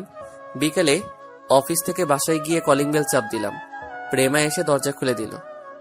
তুমি এসেছো, যাও রুমে গিয়ে ফ্রেশ হয়ে নাও। ঠিক আছে। আমি আর কোনো কথা না বলে রুমে চলে আসলাম। ওয়াশরুমে ঢুকে ফ্রেশ হয়ে বিছানায় শুয়ে মোবাইল টিপতে লাগলাম। কিছুক্ষণ পর প্রেমা রুমে আসলো, হাতে 2টা কফি নিয়ে। আমার পাশে বসে একটা কফি আমাকে দিল। আমি মোবাইল টিপতে আসি আর কফি খাচ্ছি। তখন প্রেমা বলল, তুমি আমার উপরে রাগ করে আছো? না, আমি কারো উপর রাগ করে নেই। তাহলে তুমি আমার সাথে কথা বলছো না কেন? আমি তো ফারহানের সাথে কথা বলতে চাইনি। আমি এখন ও ব্যাপারে তোমার সাথে কথা বলছি। আমার এমনি ভালো লাগছে না। তোমার কি শরীর খারাপ? আমার কোলে মাথা দাও, আমি তোমার মাথায় হাত বুলিয়ে দিচ্ছি। না থাক, লাগবে না, এমনি ঠিক হয়ে যাবে। তোমার না লাগলেও আমার লাগবে। বলে আমার মাথাটা প্রেমার কোলে নিয়ে গেল। আমার মাথায় প্রেমা হাত বুলিয়ে দিচ্ছে। আমার কাছে অনেক ভালো লাগছে। পরের দিন সকালে সবাই মিলে নাস্তা করছি। হঠাৎ প্রেমা মাথা ঘুরে পড়ে গেল। আমি প্রেমাকে কোলে নিয়ে দ্রুত গাড়িতে শুয়ে দিয়ে হাসপাতালে নিয়ে আসলাম। আমার আব্বু আম্মু এসেছে। ডাক্তার প্রেমাকে কেবিনের ভিতরে নিয়ে গেল। শ্বশুর শাশুড়িকে ফোন দিয়ে হাসপাতালে আসতে বললাম। কিছুক্ষণ পর শ্বশুর শাশুড়ি হাসপাতালে চলে আসলো। রাসেল, প্রেমার কি হয়েছে? আব্বু চিন্তা করবেন না, হঠাৎ মাথা ঘুরে পড়ে যায়। আমি ওকে দ্রুত হাসপাতালে নিয়ে আসি। ডাক্তার ভিতরে প্রেমাকে দেখছে, এখনো বাহিরে আসে নাই। কিছুক্ষণ পর একজন ডাক্তার বেরিয়ে আসলো। আমি ডাক্তারের কাছে গিয়ে বললাম, ডাক্তার, আমার প্রেমার কি হয়েছে? তখন ডাক্তার হাসতে হাসতে বলল, আর চিন্তার কোনো কারণ নেই, আপনাদের জন্য একটা খুশি সংবাদ আছে। খুশির সংবাদ মানে? মানে হলো আপনি বাবা হতে চলেছেন। এখনই সবাইকে মিষ্টি খাওয়ান। ডাক্তার, আপনি সত্যি বলছেন আমি বাবা হতে চলেছি? তবে ওকে ভারী কাজ করতে দিবেন না, এতে আপনার সন্তানের ক্ষতি হতে পারে। ঠিক আছে ডাক্তার, আমরা কি প্রেমার সাথে দেখা করতে পারি? অবশ্যই, আর আপনারা এখনই তাকে বাসায় নিয়ে যেতে পারেন। ধন্যবাদ ডাক্তার। ডাক্তার আর কোনো কথা না বলে চলে গেল। আমরা সবাই প্রেমার কেবিনে ঢুকলাম। সবাই অনেক খুশি। আব্বু আম্মু দাদা দাদি হবে, শ্বশুর শাশুড়ি নানা নানি হবে। আম্মু গিয়ে প্রেমার পাশে বসে বলল, এখন কেমন লাগছে মা? মাথাটা কেমন ঘুরছে। সমস্যা নেই, কিছুক্ষণ পর ঠিক হয়ে যাবে। আরো কিছুক্ষণ কথা বলে প্রেমাকে বাসায় নিয়ে আসলাম। শ্বশুর শাশুড়ি তাদের বাসায় চলে গেল। আমি প্রেমাকে বিছানায় শুয়ে কিছুক্ষণ রেস্ট নিতে বললাম। 2 দিন পর সবাই বসে রাতের খাবার খাচ্ছি। তখন প্রেমা বলল, আব্বু আম্মু, আমি কালকে থেকে অফিসে বসতে চাই। তুমি তো অসুস্থ, তুমি কিভাবে অফিসে কাজ করবে? আমি এখন সুস্থ আছি, আর হতে এখন অনেক দেরি আছে। তুমি কি পারবে অফিসের কাজ করতে? আমি না পারলে তুমি তো আছোই। ঠিক আছে মা, তুমি যা বলবে তাই হবে। আমিও আর কিছু বললাম না। খাবার খেয়ে নিজের রুমে চলে আসলাম। রুমে এসে বিছানায় শুয়ে মোবাইল টিপতে লাগলাম। কিছুক্ষণ পর প্রেমা রুমে আসলো। আমাকে পিছন থেকে জড়িয়ে ধরলো। আচ্ছা প্রেমা, তুই বাচ্চা না হওয়া পর্যন্ত বাসায় থাকলে কি হয়? আমি বাসা থেকে কি করব? আমার বাসায় ভালো লাগে না, আর এখনো তো অনেক দেরি আছে বাচ্চা হতে। ঠিক আছে, এখন শুয়ে পড়ো। তারপর প্রেমা আমাকে জড়িয়ে ধরে শুয়ে পড়লো। এভাবে দেখতে দেখতে 1 মাস চলে গেল। ফারহানের সাথে আমাদের বন্ধুত্ব হয়ে গেছে। কয়দিন পর পর আমাদের অফিসে আসে। আজকে ফারহান প্রেমাকে অফিসের কি কাজের জন্য রেস্টুরেন্টে ডাকছে। আমাকেও বলছে যাওয়ার জন্য, তবে অফিসের কাজের চাপের জন্য আমি যেতে চাইনি। প্রেমা একা গেছে গাড়ি নিয়ে। আমি অফিসে বসে কাজ করতে লাগলাম। এবার একটু ওদিক থেকে ঘুরে আসি। প্রেমা আর ফারহানের মধ্যে কি কথা হচ্ছে। বলো, কি কাজের জন্য ডেকেছো? ফারহান এইবার একটা গোলাপ নিয়ে প্রেমার সামনে হাঁটু গেড়ে বসে বলতে লাগলো, রেস্টুরেন্টে তারা 2 জন এবং রেস্টুরেন্টের লোক ছাড়া কেউ নেই। প্রেমা, আমি তোমাকে প্রথম যেদিন আমার অফিসে দেখি সেদিন থেকেই আমার তোমাকে ভালো লাগে। এরপর আস্তে আস্তে তোমাকে ভালোবেসে ফেলি। প্লিজ তুমি আমাকে ফিরিয়ে দিও না। আমি সত্যি তোমাকে অনেক ভালোবাসি। এটা তুমি কি বলছো? আমি তোমাকে বন্ধু ছাড়া অন্য কিছু কখনো ভাবিনি। আর তুমি জানো আমার স্বামী আছে, আমার পেটে রাসেলের সন্তান। তুমি কি করে এই কথা বলতে পারলে? আমি তোমার কাছে এরকম কথা কখনো আশা করি নাই। আমি জানি তোমার স্বামী আছে, তোমার পেটে রাসেলের সন্তান। তুমি চাইলে রাসেলকে ডিভোর্স দিয়ে দাও। আমি তোমার সন্তানের কোনো ক্ষতি করতে বলবো না। আর ওই রাসেলের কি আছে? আমার সব কিছু আছে। আমি তোমাকে অনেক সুখে রাখবো। তোমাকে আমি অনেক ভালো মনে করছি, কিন্তু তুমি যে এতটা খারাপ তা আমার জানা ছিল না। আমি রাসেলকে নিয়ে অনেক সুখে আছি। আজকে থেকে তুমি আর আমাদের সাথে যোগাযোগ করবে না। আমি চাই না তোমার কারণে আমাদের সংসারে অশান্তির সৃষ্টি হোক। তুমি কি জানো, তুমি অফিসে না থাকলে তোমার স্বামী অফিসে কি করে? তোমার স্বামী তোমার বান্ধবীদের সাথে প্রেম করে। এটা আমি কখনো বিশ্বাস করি না। রাসেলকে আমি ভালো করে চিনি, সে এরকম কাজ কখনো করবে না। আমি জানতাম তোমার বিশ্বাস হবে না। ঠিক আছে, আমার সাথে তোমার অফিসে চলো, তারপর দেখবে তোমার স্বামী অফিসে বসে কি করে। আমার স্বামীর উপর অনেক বিশ্বাস আছে। ঠিক আছে, তুমি যখন বলছো তাহলে চলো। তারপর প্রেমা আর ফারহান অফিসে আসতে লাগলো। আর এদিকে আমি অফিসে বসে কাজ করতে আসি। হঠাৎ নদী আমার কেবিনের সামনে এসে বলল, ভিতরে কি আসতে পারি? আরে নদী, তুমি আসো, বসো। নদী ভিতরে ঢুকে একটা চেয়ারে বসলো। কি ব্যাপার, আজকে প্রেমাকে দেখছি যে? প্রেমা কোথায়? প্রেমা অফিসের কাজের জন্য ফারহান কোম্পানির সাথে দেখা করতে গেছে। ও, তা বলো কি খাবে, চা না কফি? কফি হলে চলবে। আমি পিয়নকে ফোন দিয়ে বললাম 2টা কফি নিয়ে আসতে। কিছুক্ষণ পর পিয়ন কফি নিয়ে আসলো। দুজনে বসে কফি খেতে লাগলাম। রাসেল, তোমার সাথে আমার কিছু কথা আছে। কি কথা বলো? আসলে তোমাকে যেদিন না বুঝে থাপ্পড় মারি, সেদিন থেকে আমার কেমন জানি লাগছে। তোমার সাথে কথা বলতে আমি তোমাকে ভালোবেসে ফেলেছি। এটা তুমি কি বলছো নদী? আমার বিয়ে হয়ে গেছে, আর প্রেমা যদি এটা জানতে পারে তাহলে তোমাকে অফিসে আর আসতে দিবে না এবং তোমার সাথে বন্ধুত্ব নষ্ট করে দিবে। তোমাকে সত্যি আমি অনেক ভালোবেসে ফেলেছি। প্লিজ তুমি আমাকে ফিরিয়ে দিও না। তুমি প্রেমার বান্ধবী দেখে কিছু করলাম না, তা না হলে এখনই ঘাট ধাক্কা দিয়ে অফিস থেকে বের করে দিতাম। ঠিক আছে, তুমি যখন আমাকে ভালোবাসতে পারবে না, তাহলে আমাকে একবার জড়িয়ে ধরবে। প্লিজ তুমি না করো না। আমি আর কখনো তোমার কাছে ভালোবাসার কথা বলবো না। আমি ভাবলাম জড়িয়ে ধরতে তো বলছে, এর থেকে তো বেশি কিছু বলে নাই। ঠিক আছে, শুধু বন্ধু বলে জড়িয়ে ধরতে বললাম। নদী চেয়ার থেকে উঠে আসলো, আমিও দাঁড়িয়ে গেলাম। আপনাদের একটা কথা বলে রাখি, নদীর কথাগুলো আমার কেমন খটকা লাগলো, তাই আমার মোবাইলের অডিও চালু করে রাখলাম। এতক্ষণ নদী আমার সাথে কি কথা বলছে সব মোবাইলে সেভ করে রাখলাম। নদী আমাকে জড়িয়ে ধরলো। হঠাৎ কেউ একজন হাততালি দিয়ে কেবিনের ভিতরে ঢুকলো। আমি নদীকে ছাড়িয়ে দেখি প্রেমা আর ফারহান আমার কেবিনে। প্রেমা, তুমি কখন আসলে? কেন? আমি আসাতে বুঝি তোদের সমস্যা হয়ে গেছে? প্রেমা, তুমি আমার কথাটা আগে শোনো। কি শুনবো তোর কাছে? আমি তোকে অনেক বিশ্বাস করেছি, কিন্তু তুই শেষ পর্যন্ত আমাকে ধোকা দিলি কেন রে? আমি কি তোকে কম ভালোবাসা দিয়েছি তার জন্য তুই নদীর সাথে কেবিনে বসে রোমান্স করবি? প্রেমা, তুমি আমাকে ভুল ভাবছো, আমাদের মধ্যে কিছুই নেই। আগে আমার কথাটা শোনো। আমি তোর কোনো কথা শুনতে চাই না। তুই একটা ধোঁকাবাজ। তোকে ভালোবেসে বিয়ে করে আমি জীবনের বড় ভুল করেছি। আমি ধোঁকাবাজ না, আমি তোমাকে অনেক ভালোবাসি। এর ফাঁকে ফারহান আর নদী কেবিন থেকে বেরিয়ে চলে গেল। তাহলে এই ছিল তোর ভালোবাসা? লাস্ট পর্যন্ত আমার বান্ধবীর সাথে এরকম করলি? তুই আজকে বাসায় আয়, আমি তোর মতো বেইমানের সাথে আর সংসার করব না। এই বলে প্রেমা কেবিন থেকে বেরিয়ে গেল, আমাকে সত্যটা বলার সুযোগ দিল না। আমি দাঁড়িয়ে না থেকে প্রেমার পিছনে কেবিন থেকে বেরিয়ে আসলাম। অফিস থেকে বেরিয়ে দেখি প্রেমার গাড়ি চলে গেছে। আমি ম্যানেজারের গাড়ি নিয়ে প্রেমার পিছনে যেতে লাগলাম। যেতে যেতে দেখি প্রেমা তাদের বাসায় আসলো। প্রেমা বাড়ির ভিতরে ঢুকে গেল, আমি তার পিছনে বাসার ভিতরে ঢুকলাম। আমার আগে প্রেমা ভিতরে ঢুকে গেল। আমি গাড়ি পার্কিং করে দরজার সামনে দাঁড়িয়ে কলিং বেল চাপ দিলাম। কিছুক্ষণ পর শ্বশুরবাড়ির কাজের লোক দরজা খুলে দিল। আমি ভিতরে ঢুকে দেখি শ্বশুর শাশুড়ি সোফায় বসে কফি খাচ্ছে আর গল্প করছে। আমাকে দেখে শ্বশুর বলল, আরে রাসেল, প্রেমার কি হয়েছে?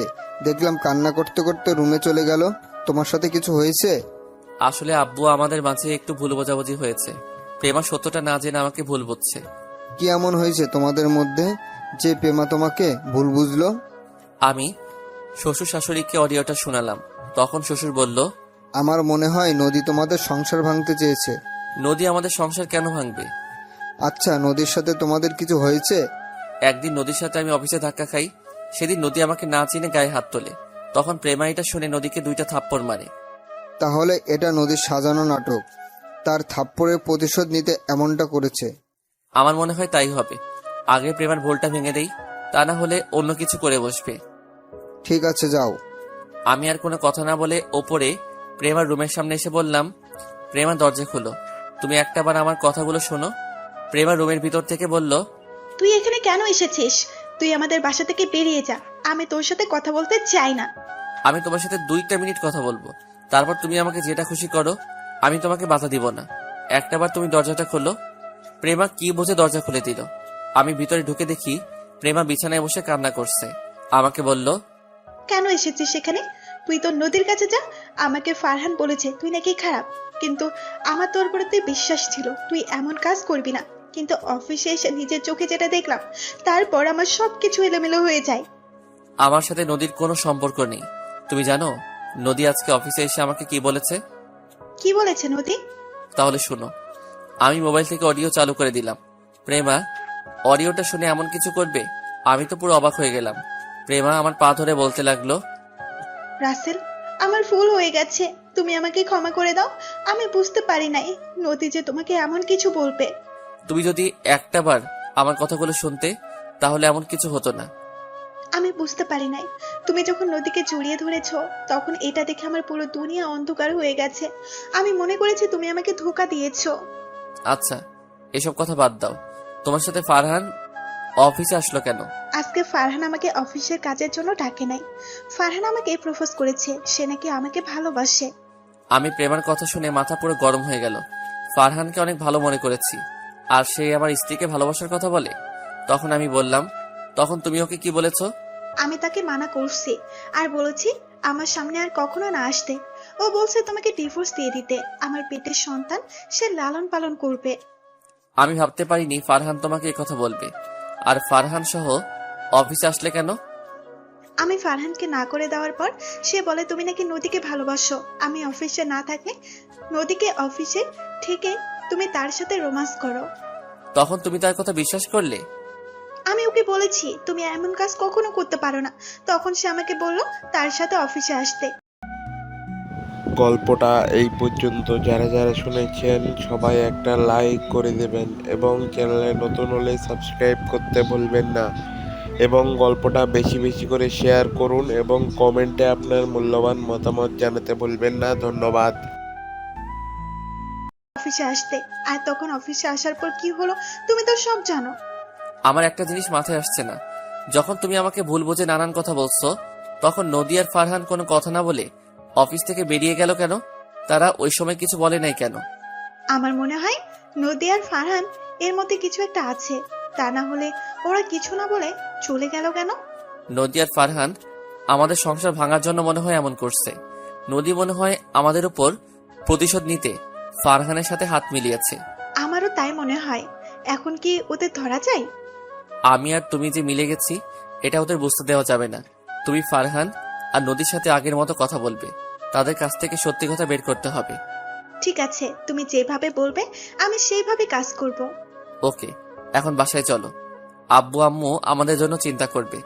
হঠাৎ শাশুড়ি আম্মা রুমে এসে বলল, আজকে আর বাসা যাওয়া হচ্ছে না, কালকে যাবে, আজকে এখানে থেকে যাও। না আম্মু, শ্বশুর শাশুড়ি বাসায় একা, আমি থাকতে পারবো না।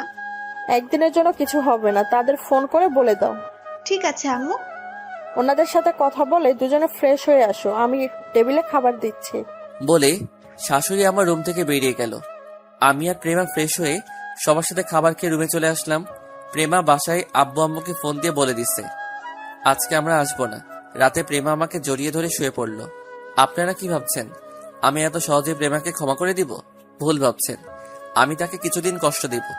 আমার কথা বিশ্বাস না করে আমাকে ধোঁকাবাজ বলেছে। আমি নাকি তার বিশ্বাস রাখতে পারি নাই? আমি একটা বেঈমান। তাকে বুঝিয়ে দিব নিজের আপন মানুষটি এমন কথা বললে কেমন লাগে। আমার কথা পর্যন্ত শুনে নাই, না শুনে আমাকে নানান কথা বলল। পরের দিন সকালে সবার সাথে নাস্তা করে আমি গাড়ি নিয়ে অফিসে চলে আসলাম। প্রেমা পরে আসবে। সবাই আমাকে দেখে অবাক।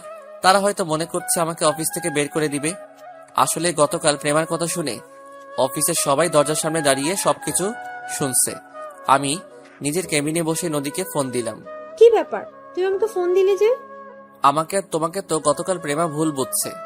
সে বলেছে আমাকে ডিভোর্স দিয়ে দিবে। এখন আমি কি করব বলো? তাহলে তুমি আমাকে বিয়ে করে নাও, আমি প্রেমের থেকে তোমাকে অনেক বেশি ভালোবাসা দিব। কিন্তু তোমার আব্বু আম্মু কি আমাকে মেনে নিবে? আমার যদি আগে একটা বিয়ের কথা শুনে। সেটা নিয়ে তোমাকে চিন্তা করতে হবে না, আমি সবকিছু মানিয়ে নিব। ঠিক আছে, তুই সন্ধ্যায় আমার সাথে একটু কফি শপে দেখা করতে পারবে? ওকে, পারবো। তুমি অফিস থেকে বেরিয়ে এসে আমাকে ফোন দিও। ঠিক আছে, বাই। এই বলে ফোন কেটে দিলাম। তারপর নিজের কাজগুলো করতে লাগলাম। আর ওদিকে প্রেমা বাসা থেকে ফারহানকে কল দিল। তখন ফারহান ফোন রিসিভ করে বলল, আমি জানতাম তুমি আমাকে ফোন দিবে, তা বলো কেন ফোন দিয়েছো? তুমি কি সত্যি আমাকে বিয়ে করবে নাকি রাসেলের মতো আমাকে ধোকা দিবে? তুমি আমার উপর বিশ্বাস রাখতে পারো, আমি কখনোই তোমাকে ধোকা দিব না। ঠিক আছে, আমি রাসেলকে ডিভোর্স দিয়ে তোমাকে বিয়ে করব, তবে এখন নয়, আমার সন্তান হওয়ার পর। ফারহান মনে মনে বলতে লাগলো, আমি তোকে কিছুদিন ভোগ করব, তারপর এমনি তোকে ছেড়ে দিব। আমি তো নদীকে ভালোবাসি, তোদের সংসার ভাঙার জন্য এত কিছু করছি। তোর সাহস কি করে হলো আমার ভালোবাসা নদীর গায়ে হাত তোলার? তখন ফারহান বলল, ঠিক আছে, তুমি যা বলবে তাই হবে। আর প্রেমা মনে মনে বলতে লাগলো, তুই ভাবলি কেমন করে আমি রাসেলকে ডিভোর্স দিব? তোর কাছ থেকে সব সত্যি বাহির করে ছাড়বো।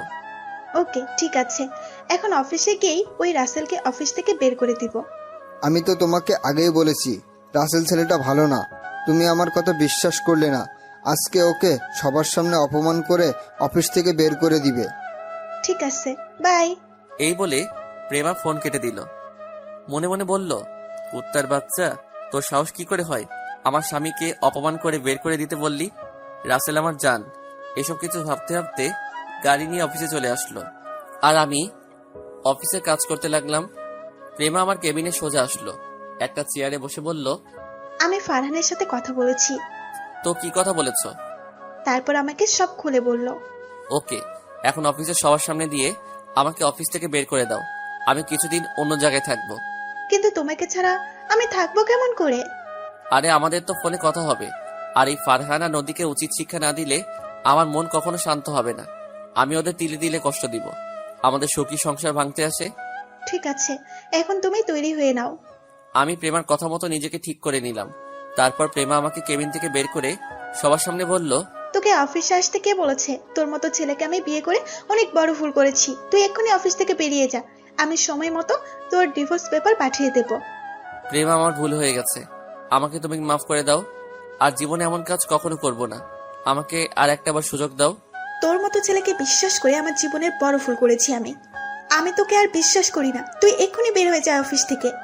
ঠিক আছে, আমি চলে যাচ্ছি। তুমি ভালো থেকো। আমার থেকে ভালো ছেলে পেলে বিয়ে করে নিও। এই কথা বলে আমি অফিস থেকে বেরিয়ে গেলাম। আপনাদের মাথায় এখন কিছুই ঢুকবে না। গল্পের সাথে থাকুন, সব দেখতে পাবেন আমাদের প্ল্যান কি করছি। আমরা তাদের শাস্তি তো দিবই, আমরা আরো জিনিস তাদের সাথে করব। আমি অফিস থেকে বেরিয়ে একটা রিক্সা নিয়ে বাসায় চলে আসলাম।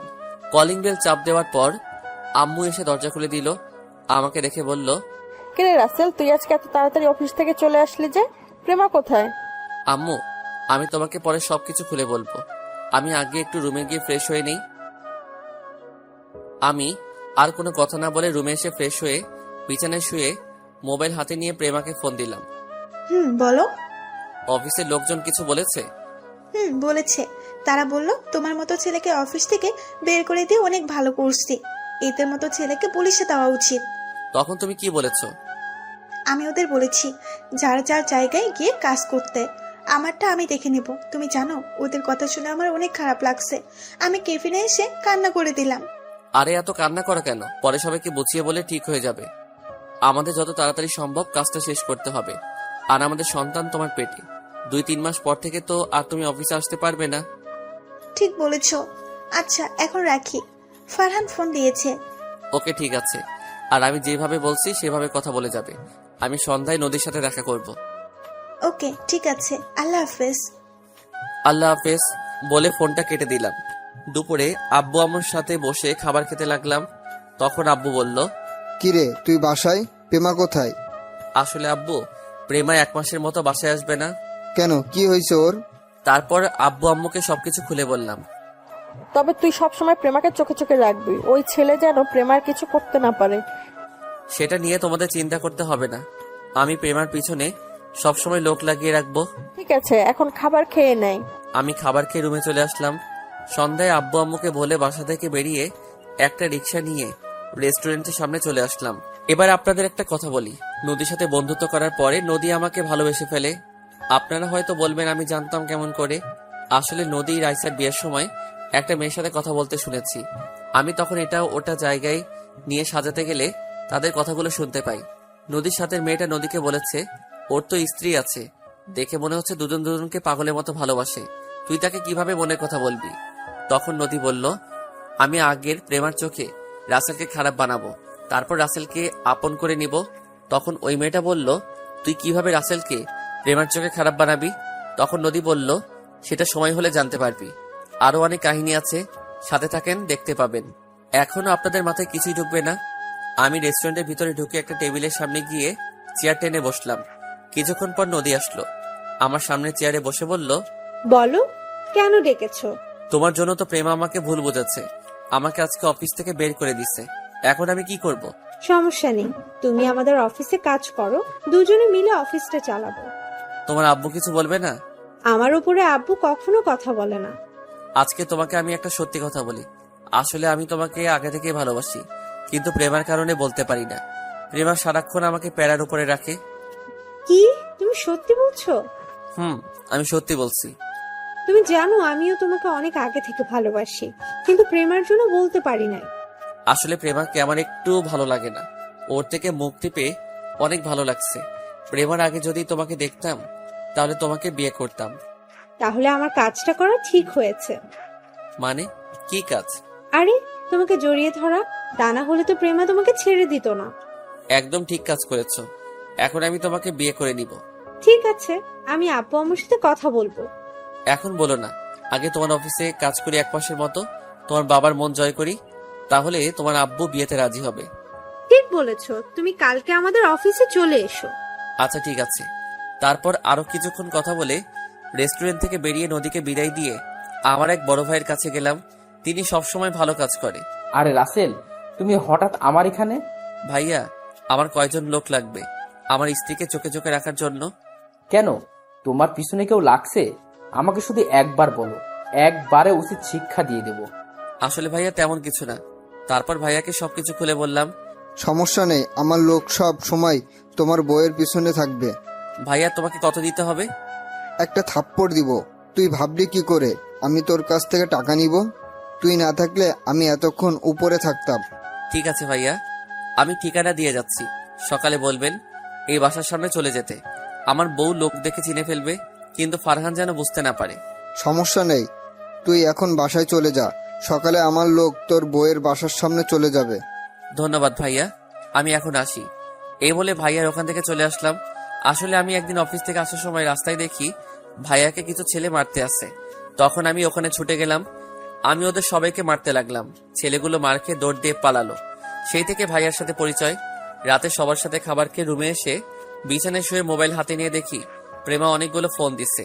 তাই ফোন ব্যাক করলাম। বলো, এত ফোন দিচ্ছ কেন? তুমি এতক্ষণ কোথায় ছিলে? আমি কতগুলো ফোন দিছি। আসলে আমি খাবার খাচ্ছিলাম, মোবাইলটা রুমে ছিল। ও, তা এখন কি করো?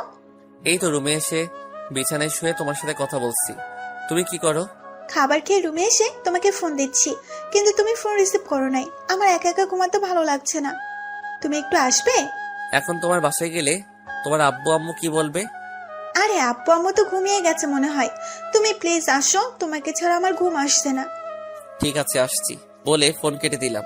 আমি বিছানা থেকে নেমে একটা জামা গায়ে দিয়ে বাইকটা নিয়ে শ্বশুর বাড়িতে চলে আসলাম। দারোয়ান আমাকে দেখে বলল, আরে রাসেল বাবা, তুমি এত রাতে আসলে যে? আসলে চাচা, প্রেমার সাথে দেখা করতে এসেছি, ওকে না দেখে থাকতে পারি না। ঠিক আছে, যাও। তবে চাচা, শ্বশুর বাড়িতে যেন এটা কখনো জানতে না পারে। সমস্যা নেই, কেউ জানবে না। ধন্যবাদ চাচা, আর এই 1000 টাকা রাখুন। লাগবে না বাবা, এমনি তুমি আমাকে অনেক টাকা দিয়েছো। আরে রাখুন চাচা, মনে করেন আপনার ছেলে দিয়েছে। চাচা টাকাটা রাখলো। তারপর আমি দরজার সামনে এসে প্রেমাকে ফোন দিয়ে বললাম দরজা খোলার জন্য। কিছুক্ষণ পর প্রেমা এসে দরজা খুলে দিল। আমার হাত ধরে ভিতরে ঢুকিয়ে দরজা লাগিয়ে রুমে নিয়ে আসলো। তারপর এমন কিছু করবে সেটা আমি কখনো ভাবিনি। প্রেমা আমাকে রুমে ঢুকিয়ে জড়িয়ে ধরে ঠোঁটের সাথে ঠোঁট লাগিয়ে দিল। দুজন দুজনকে জড়িয়ে ধরে কিস করতে লাগলাম। প্রায় 5 মিনিট পর ছেড়ে দিলাম। তোমাকে ছাড়া ঘুম আসছে না, এখন আমাকে জড়িয়ে ধরে শুয়ে পড়ো। আরে তোমার আব্বু আম্মু আমাকে দেখলে কি বলবে? সমস্যা নেই, আমি তোমাকে সকালে ভোরে ঘুম থেকে জাগিয়ে দেব। ঠিক আছে, এখন বলো, ফারহানের সাথে আর কথা হয়েছে? হয়েছে, আমি অফিস থেকে ওকে ফোন দিয়ে বলেছি তোমাকে অফিস থেকে বের করে দিছি। কয়েকদিন পর ডিভোর্স পেপার পাঠিয়ে দেব। তখন ফারহান কি বলল? সে বলছে আমি অনেক ভালো করেছি তোমাকে বের করে দিয়ে, এখন আমাকে বিয়ে করে নতুন করে সংসার শুরু করবে। ওকে ভালো করে বিয়ে করাবো। ওকে উচিত শিক্ষা না দেওয়া পর্যন্ত আমার মন শান্তি হবে না। নদীর সাথে তোমার কি কথা হয়েছে? তারপর সবকিছু খুলে বললাম। তাহলে তো ভালোই। তুমি যদি গতকাল রাতে আমাকে ওই কথাগুলো না বলতে, তাহলে আমি এইসব ব্যাপারে জানতাম না। ফারহান ছেলেটাকে অনেক ভালো মনে করছি। আর তোমাকে কালকে থেকে কিছু লোক ফলো করবে তোমার নিরাপত্তার জন্য। ফারহান যাতে কিছুই বুঝতে না পারে। ওকে তোমার শরীরে টাচ করতে দিবে না কখনো। আমি ভুলেও ওকে আমার হাত ধরতে দিব না। আমি বলবো যা হবে বিয়ের পর। ঠিক আছে, এখন ঘুমিয়ে পড়ো। তারপর প্রেমা আমাকে জড়িয়ে ধরে শুয়ে পড়লো। দেখতে দেখতে 10টা দিন চলে গেল। এখন আমি নদীদের অফিসে কাজ করি। নদীর আব্বু আমার কাজ দেখে অনেক খুশি হয়েছে আর আমার বিয়ের কথা জেনে গেছে। আমি বলছি আরো কিছুদিন পরে ডিভোর্স দিয়ে দিব প্রেমাকে। তিনি মেয়ের সুখের কথা ভেবে রাজি হয়ে গেল। নদী আমাকে জড়িয়ে ধরতে আসলে আমি তাকে বলি বিয়ের পর সবকিছু করতে। তাই নদী আর জোর করে না। আর ওদিকে প্রেমা ফারহানের সাথে আমার কথা মতো কাজ করে যাচ্ছে। লোকগুলো সবসময় প্রেমার আশেপাশে থাকে। প্রেমার সাথে প্রতিদিন রাতে ফোনে কথা হয়। দেখতে দেখতে আরো 1 মাস চলে গেছে। আমাদের কাজ সব হাতের মুঠোয় নিয়ে আসছি। সবকিছু কিছুক্ষণ পর জানতে পারবেন। হঠাৎ নদী আমার কেবিনে আসলো, একটা চেয়ারে বসে বলল, আমার জানতে কি করে? দেখতেই তো পারছো কাজ করছি। তুমি আমার সাথে এভাবে কথা বলছো কেন? আমি আবার কিভাবে কথা বললাম? তুমি তো দেখতেই পারছো কাজ করছি। ঠিক আছে, তুমি কাজ করো, আমি আমার কেবিনে গেলাম। আরে রাগ করছো কেন? আমি একটা জায়গায় মিলাতে পারছি না, তাই মাথা গরম ছিল। এখন মিলাতে পারছি। প্লিজ তুমি রাগ করো না। তুমি রাগ করলে পেতনির মতো লাগে। নদী আমার কথা শুনে বলল, কি? আমাকে পেতনির মতো লাগে? আজকে তোমাকে মেরেই ফেলবো। সরি সরি, আর বলবো না। এখন এখানে তোমার একটা সাইন করে দাও। দাও, দিচ্ছি। ফাইলটা একটু দেখে সাইন করো। দেখা লাগবে না। আমি মনে মনে বললাম, নদী তুমি জীবনের ভুলটা আজকে করলে, ফাইলটা একটু দেখলে না। নদী সাইন করে কিছুক্ষণ আমার সাথে দুষ্টামি করে নিজের কেবিনে চলে গেল। আর ওদিকে প্রেমা আর ফারহান রেস্টুরেন্টে বসে কথা বলছে। চলুন দেখি তারা কি কথা বলছে। প্রেমা চলো, আমরা দুজন বিয়ে করে ফেলি। আমি তোমাকে ছাড়া থাকতে পারছি না। ঠিক আছে, কালকে কাজী অফিসে বিয়েটা সেরে নেব। তবে বাচ্চা হওয়ার আগে আমাদের মাঝে কিছুই হবে না। ঠিক আছে, তুমি যা বলবে তাই হবে। ফারহান মনে মনে বলতে লাগলো, আগে বিয়েটা হয়ে যাক, তারপর তোমাকে জোর করে ভোগ করব। ওকে, আজকে আমি বাসায় যাই। কালকে এই কাজী অফিসে চলে আসবে, বিকেল 5টায় আসবে। আমি তোমার জন্য অপেক্ষা করব। আচ্ছা ঠিক আছে।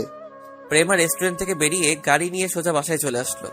রাতে প্রেমা আমাকে ফোন দিল, কেমন আছো, কি করো? আমি ভালো থাকি কি করে তোমাকে ছাড়া? আর 2-3টা দিন ধৈর্য ধরো, তারপর আবার আগের মতো থাকতে পারবে। আজকে আমি ফারহানকে বিয়ের কথা বলার আগে ফারহান নিজেই বলল আমি তাকে কালকে কাজী অফিসে আসতে বলছি।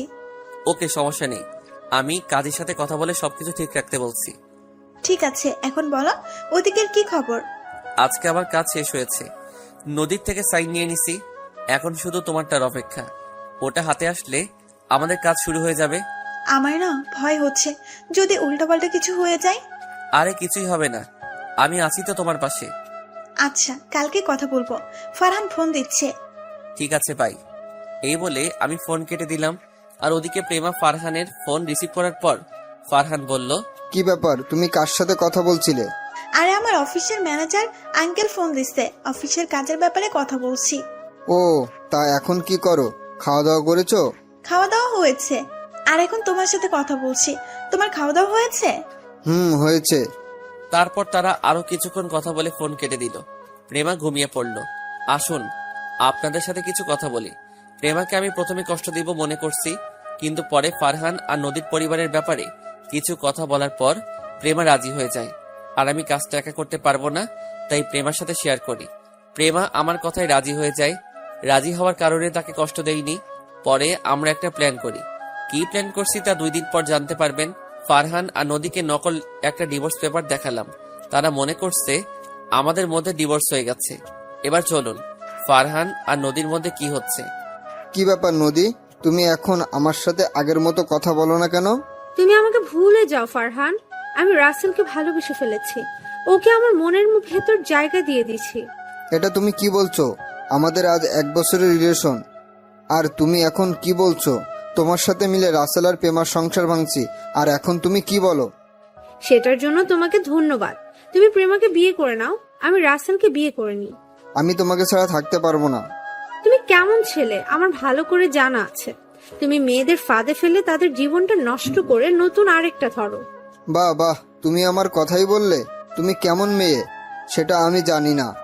তুমি শিয়াবের সাথে কি করেছো আমি সবকিছু জানি। ওর সাথে তো মিথ্যা প্রেমের অভিনয় করছি, একমাত্র তাদের সম্পত্তির লোভে। তাই ওর থেকে সবকিছু নিয়ে রাস্তায় নামিয়ে দিয়েছি। ও, তার মানে আমার সাথেও এমন কিছু করতে, তাই না? কিন্তু আমার কিছুই তুমি নিতে পারবে না। ঠিকই ধরেছিস। এখন ফোন রাখ, তোর সাথে কথা বলতে আমার ভালো লাগে না। এই বলে নদী ফোন কেটে দিল। আর ফারহান মনে মনে বলতে লাগলো, আরে নদী, তুই কি মনে করেছিস আমি তোকে হারে হারে চিনি, তাই তোর সাথে আমিও প্রেমের অভিনয় করে গেছি। এখন প্রেমাকে বিয়ে করে তাদের সব সম্পত্তি দখল করে নিব, তারপর প্রেমাকে ঘাট ধাক্কা দিয়ে বাসা থেকে বের করে দিব। পরের দিন বিকেলে কাজী আমার কথা মতো সবকিছু ঠিক করে রেখেছে। প্রেমা আর ফারহান সাইন করলো, কিন্তু ফারহান সাইন করার আগে পেপারটা পড়ে দেখলো না। তারপর প্রেমা আর ফারহান কাজী অফিস থেকে বেরিয়ে যে যার বাসায় চলে আসলো। আর এদিকে আমি নিজের কেবিনে ক্যামেরা সেটিং করে নদীকে আমার কেবিনে আসতে বললাম। কিছুক্ষণ পর নদী আমার কেবিনের ভিতরে ঢুকে একটা চেয়ারে বসলো। তখন নদী বলল, বলো, কেন ডেকেছো আমাকে? আচ্ছা নদী, তুমি আমার কাছে একটা সত্যি কথা বলবে? কি কথা বলো? তুমি কি শিহাব নামে কাউকে চিনো? শিহাব নামে আমি একজনকে চিনতাম। কেন বলো তো?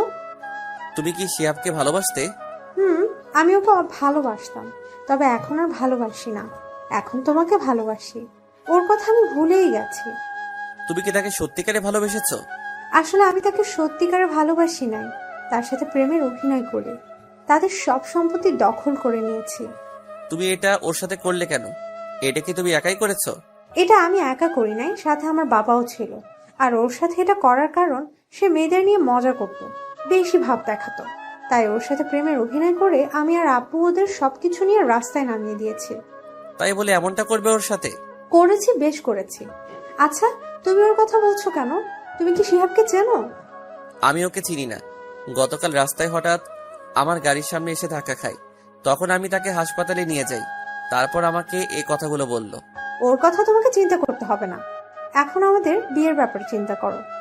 ঠিক আছে, কালকে আমি আব্বু আম্মুকে নিয়ে তোমাদের বাসায় যাব বিয়ের কথাবার্তা বলতে। ঠিক আছে, এখন আমি কেবিনে গেলাম, হাতে কিছু কাজ আছে। ওকে যাও। নদী আর কোনো কথা না বলে কেবিন থেকে বেরিয়ে গেল। আমি বসে বসে কাজ করতে লাগলাম। সন্ধ্যায় গাড়ি নিয়ে আমি সোজা ফারহানের বাসায় চলে গেলাম। কলিং বেল চাপ দেওয়ার পর একজন কাজের লোক এসে দরজা খুলে দিল। আমাকে দেখে বলল, কাকে চাই? আমি ফারহানের আব্বুর সাথে একটু কথা বলতে চাই। ঠিক আছে, আপনি ভিতরে সোফায় বসুন, আমি সাহেবকে ডেকে দিচ্ছি। এই বলে কাজের লোক ভিতরে চলে গেল। আমি ভিতরে ঢুকে সোফায় বসলাম। কিছুক্ষণ পর ফারহানের আব্বু আসলো। আমাকে দেখে বলল, তুমি কে? তোমাকে তো চিনতে পারলাম না। আমাকে আপনি চিনবেন না, শুধু আপনাকে কিছু কথা জিজ্ঞেস করতে আসলাম। কি কথা বলো? চিনি, ও আমার বন্ধু ছিল, সে তো এখন বেঁচে নেই। ওনাকে তো আপনি মেরেছেন, আপনার কারণে উনি মরতে বাধ্য হলো। কেন করেছেন ওনার সাথে এমন কিছু? আপনি ওনার বন্ধু ছিলেন, বন্ধু হয়ে বন্ধুর ক্ষতি করতে আপনার একটু কষ্ট হয়নি? করেছি, বেশ করেছি। সে আমার থেকে উপরে উঠতে চাইছে, তাই ওকে রাস্তায় বসিয়ে দিলাম। এখন যদি আপনার নামে আমি থানায় মামলা করি, তখন আপনার কি হবে? প্রমাণ সাক্ষী ছাড়া পুলিশ আমার কিছুই করতে পারবে না। আর আমার হাত মন্ত্রী পর্যন্ত আছে, তুমি আমার কিছুই করতে পারবে না। আমি আপনাকেও দেখে ছাড়বো। তোর সাহস তো কম না, তুই আমার বাড়িতে এসে আমাকে হুমকি দিচ্ছিস। আমি চাইলে এক্ষুনি তোকে থানায় ভরে দিতে পারি, কিন্তু আমি তা করব না। তুই এখনই আমার বাসা থেকে বেরিয়ে যা। ঠিক আছে, আমি চলে যাচ্ছি, তবে আমি আবার আসবো। এই বলে আমি বাসায় চলে আসলাম। রাতে আব্বু আম্মুর সাথে খাবার খাওয়ার সময় আব্বু বলল, কি রে, তোর কাজ কতটুকু আগালো? আব্বু কালকে সব শেষ হয়ে যাবে, আমাদের কাছে সব প্রমাণ চলে এসেছে। রাইসা ফোন করে বলল সামনে শুক্রবার বাসায় আসবে। ও, ওরা কি বাহির থেকে বাংলাদেশে আসছে? না, কালকে আসবে বলেছে। তোর মোবাইলে ফোন দিচ্ছে, কিন্তু তোকে বিজি পাইছি, তাই আমার মোবাইলে ফোন দিয়ে বলেছে। রাইসার সাথে কথা হয় না আজ 2 দিন হয়েছে। কি করব বলো, ওদিকের কাজ করে সময় পাই না। ওটা সমস্যা নেই, তো কালকে পুলিশে করে নিবি। আব্বু। তারপর খাওয়া দাওয়া করে রুমে চলে আসলাম। বিছানায় শুয়ে প্রেমাকে ফোন দিলাম। ফোন দেওয়ার সাথে সাথে রিসিভ করলো। আমার জানুটা কেমন আছে? তোমাকে ছাড়া ভালো থাকি কি করে? কালকে থেকে তো আমার সাথে থাকবে, আজকে রাতটা কষ্ট করো। তা কাগজপত্র সবগুলো আনছো? সব আমার সাথে আছে। আর ফারহানের সাথে আমি একটা ভিডিও করছি, ও আগে কার সাথে কি করছে সবকিছু আমাকে খুলে বলছে। আমি বলেছি তার কথা শুনে আমি তাকে ছেড়ে যাব না, তারপর সবকিছু খুলে বলছে। খুব ভালো করছো। কালকে সকালে বাসায় চলে আসবে তোমাকে নিয়ে, আর সাথে পুলিশ নিয়ে ফারহানা নদীর বাসায় যাব। আমার মন বলছে এখনই তোমার বাসায় চলে আসতে। না জানো, রাতটা কষ্ট করে কাটিয়ে সকালে চলে এসো। ঠিক আছে। তারপর আরো কিছুক্ষণ কথা বলে ঘুমিয়ে পড়লাম। সকালবেলা ঘুম থেকে উঠতে বুকটা কেমন ভারী লাগছে। চোখ খুলে দেখি যাকে দেখলাম তাকে দেখে তো অবাক হয়ে গেলাম। ঠিকই ধরেছেন, প্রেমা। আমি উঠতেই প্রেমার ঘুম ভেঙে গেল। তখন আমি তাকে বললাম, প্রেমা তুমি কখন আসলে? আমি সকালে ভোরে চলে এসেছি, তোমাকে ছাড়া ভালো লাগছে না তাই চলে আসলাম। ঠিক আছে, এখন উঠো, আমি ফ্রেশ হব। আর একটু থাকো না, অনেকদিন পর তোমাকে জড়িয়ে ধরলাম। ঠিক আছে, থাকো। এখন বলো, আব্বু আম্মু কি জানে তুমি বাসায় এসেছো? আম্মু তো দরজা খুলে দিল। তোমার আব্বু আম্মু জানে তুমি আমার কাছে আসবে? তারা কেউ জানে না, শুধু দারোয়ান চাচা জানে। ও। প্রেমা আমাকে কিছুক্ষণ জড়িয়ে ধরার পর দুজনে ফ্রেশ হয়ে সবার সাথে নাস্তা করে বেরিয়ে পড়লাম থানার উদ্দেশ্যে। থানায় এসে একজনের কেবিনের ভিতরে ঢুকে গেলাম। ওসি সাহেব, আপনার সাথে কিছু কথা ছিল। আপনি আপনার বউকে কেমন আদর করেন? ওসি আমার দিকে তাকিয়ে বলল, ওই হারামি, ভাবির সামনে এমন বলতে লজ্জা করে না? তুই তো জানিস আমার লজ্জা নেই। চুপ হারামি। ভাবি কেমন আছেন? আমি ভালো আছি, তুমি কেমন আছো? আমিও ভালো আছি। তো বলুন কি খাবেন? আমরা কিছু খাবো না। একথা বললে তো হবে না। আপনি এই প্রথম আমার থানায় আসলেন, একটা কিছু তো খেতে হবে।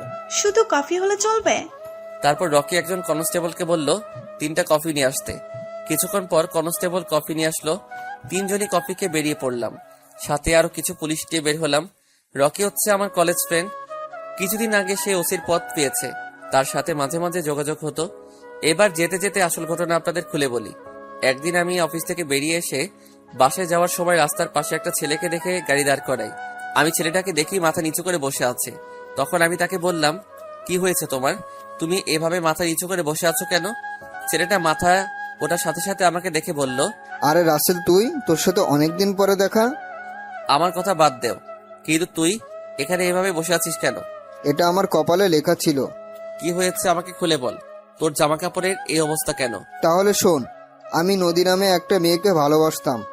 মেয়েটা আমার সাথে প্রেমের অভিনয় করে, আমাদের সব সম্পত্তি দখল করে নেয়। আমি তাকে অনেক বিশ্বাস করেছিলাম, কিন্তু সে আমার সাথে এমন কিছু করবে আমি কখনো ভাবিনি। এটা তোর পাপের ফল। তোর যে সময় সবকিছু ছিল তখন তুই মানুষের সাথে কেমন আচরণ করতি, সেই জন্য আল্লাহ তোর সাথে এমন করছে। এখন বল, তোর আব্বু আম্মু কোথায়? আমার বাবার বন্ধু জাহিদ খান আব্বুর অফিস নিজের নামে করে নেওয়ার পর আব্বু হার্ট অ্যাটাক করে মারা যায়। এরপর শেষ সম্বল ছিল আমাদের বাড়িটা। এটা নদী এবং তার বাবা মিলে আমার থেকে দখল করে নেয়, কারণ বাড়িটা আমার নামে ছিল। কিছুদিন পর আমার আব্বু অফিসটা আমার নামে করে দিলেও, কিন্তু তার আগে জাহিদ হাসান আমার আব্বুর থেকে নিয়ে যায়। সবকিছু হারিয়ে এখন কি করছিস? একটা ছোট বাসা ভাড়া নিয়ে আম্মু আর থাকতাম। তারপর একটা অফিসে চাকরি নিই, কিন্তু সেই জায়গায় নদী আমার নামে নানান কথা বলে বসের সাথে। তারপর আমাকে অফিস থেকে বের করে দেয়। চাকরির জন্য অনেক জায়গায় ঘুরছি, কিন্তু কোথাও চাকরি পাইনি। নিজেকে শেষ করে দিতে মন চেয়েছে, কিন্তু আম্মুর কথা চিন্তা করে পারলাম না। পরে এই রাস্তার কাগজ বোতল এগুলো টোকাই, বিক্রয় করে কোনো রকম চলি। এখন আম্মু অনেক সুস্থ। ডাক্তার বলেছে আম্মুর চিকিৎসা করাতে অনেক টাকার প্রয়োজন, কিন্তু আমি টাকা কোথা থেকে ব্যবস্থা করব, তাই এখানে বসে চিন্তা করতে লাগলাম। এখন দেখছিস, যে সময়ে তোর সবকিছু ছিল তখন গরিবদের মানুষ মনে করতি না, আর এখন সবকিছু হারিয়ে রাস্তায় বোতল কাগজ কুড়িয়ে চলতে হয়। ঠিকই বলেছিস। তোকে দেখে মনে হচ্ছে অনেক টাকা পয়সার মালিক হয়ে গেছিস। আমাকে কিছু টাকা দিবি আর একটা চাকরির ব্যবস্থা করে দিবি। আমি চাকরি করে তোর টাকা সব শোধ করে দিব। ঠিক আছে, তুই আমার গাড়িতে ওঠ। আগে তোর আম্মুকে হাসপাতালে নিয়ে যাই, তারপর তোর ব্যবস্থা করব। তারপর শিয়াবকে গাড়িতে উঠিয়ে তার ভাড়া বাসায় চলে গেলাম। বাসায় এসে দেখি শিয়াবের আম্মু কেমন করে শুয়ে আছে। আমি দেখে অনেক মায়া লাগলো। তারপর আমি আর শিহাব ওর আম্মুকে গাড়িতে উঠিয়ে হাসপাতালে ভর্তি করিয়ে দিলাম। ডাক্তারকে বলেছি ওনার চিকিৎসা করাতে যত টাকা লাগে আমি দিব। তারপর ডাক্তার শিহাবের আম্মুর চিকিৎসা শুরু করলো। শিহাব তার আম্মুর সাথে আছে। এখন তার আম্মু কিছুটা সুস্থ আছে। এই ছিল আসল ঘটনা। এবার বাস্তবে ফিরে আসি। আমি, প্রেমা আর রকি নদীদের বাসায় চলে আসলাম। নদী জানে আজকে তাকে দেখার জন্য আমার আব্বু আম্মু আসবে, কিন্তু সে তো জানে না আজকে ওকে আর ওর বাবাকে পুলিশের কাছে ধরিয়ে দিব। আমরা নদীদের বাসায় চলে আসলাম। কলিং বেল চাপ দেওয়ার পর কাজের বুয়া দরজা খুলে দিল। আমরা কাজের বুয়ার কোনো কথা না শুনে ভিতরে ঢুকে গেলাম। আমরা ভিতরে ঢুকে দেখি নদীর আব্বু সোফায় বসে আছে। আমাকে এবং আমার সাথে পুলিশ ডেকে বলল, এরা আপনাকে এবং আপনার মেয়েকে ধরতে এসেছে। আমাদের অপরাধ কি? আপনি আর আপনার মেয়ে নদী অভিনয় করে শিয়াবের বাড়ি দখল করে নিয়েছেন, সেই জন্য পুলিশ আপনাদের ধরতে এসেছে। তুমি হয়তো জানো না, পুলিশ প্রমাণ ছাড়া কাউকে ধরতে পারে না। আমরা প্রমাণ ছাড়া আপনাকে এবং আপনার মেয়েকে ধরতে আসি নাই, প্রমাণ নিয়ে এসেছি। আর এই রাসেল আপনাদের নামে থানায় মামলা করেছে। হঠাৎ নদী রুম থেকে বেরিয়ে এসে বলল, রাসেল, এখানে কি হচ্ছে? আর প্রেমা, তুই এখানে? সাথে দেখি পুলিশ এসেছে। পুলিশ সামনে আসে নাই, তোকে আর তোর বাপকে থানায় নিয়ে যেতে এসেছে। আমাদের অপরাধ? তোরা কি অপরাধ করছিস এই দেখ। তারপর নদী আমার সাথে যে কথা বলল সবগুলো দেখালাম। তখন নদী বলল, রাসেল, তুমি আমার সাথে বেইমানি করলে। আমি তোমাকে বিশ্বাস করে সবকিছু খুলে বলেছি। বিশ্বাস তো আমার ফ্রেন্ড শিয়াবত ওদের করেছে, বিনিময়ে তোরা কি করছিস ওর সাথে? তার শেষ সম্বল বাড়িটাও নিয়ে নিলি তুই আর তোর বাপ। চিন্তা করিস না নদী, আমাদের থানায় বেশিক্ষণ আটকিয়ে রাখতে পারবে না। টাকা দিলে এমনি আমাদের ছেড়ে দিবে। আপনি ভুল ভাবছেন, কারণ এখন আপনাদের কিছুই নেই। আমি জানি আপনার সব সম্পদের মালিক নদী, তাই ওর কাছ থেকে সবকিছু সাইন করে নিয়ে নিছি। এখন আপনি রাস্তার ফকির। আপনারা যেভাবে শিয়াব থেকে অভিনয় করে সব সম্পত্তি দখল করে নিছেন, আমিও আপনার মেয়ের সাথে অভিনয় করে সবকিছু লিখে নিছি। আমাদেরকে ক্ষমা করে দেওয়া যায় না? আমরা আর এমন ভুল কখনো করব না। আমি কেন? শিয়াবও তোদের ক্ষমা করবে না। রকি, তাদের নিয়ে যা। এই এদের থানায় নিয়ে চলো। রকির কথা মতো পুলিশ নদী আর নদীর বাবাকে ধরে নিয়ে বাহিরে চলে গেল। বাহির আসার পর গাড়ি নিয়ে ফারহানের বাসায় যেতে লাগলাম। সাথে নদী আর নদীর বাপ ছিল। কিছুক্ষণ পর আমরা তাদের বাসায় চলে আসলাম। আমরা সবাই দরজার সামনে দাঁড়িয়ে কলিং বেল চাপ দিলাম। কাজের বুয়া এসে দরজা খুলে দিল। এখানে ও কোনো কথা না বলে ভিতরে ঢুকে গেলাম। ভিতরে ঢুকে দেখি বাপ ছেলে সোফায় বসে কফি খাচ্ছে আর গল্প করছে। আমাদের দেখে ফারহান বলল, আরে প্রেমা, তুমি হঠাৎ আমাদের বাসায়? আবার সাথে দেখি রাসেল এবং পুলিশ, মানে কি? সেটা কিছুক্ষণ পরে বুঝতে পারবি।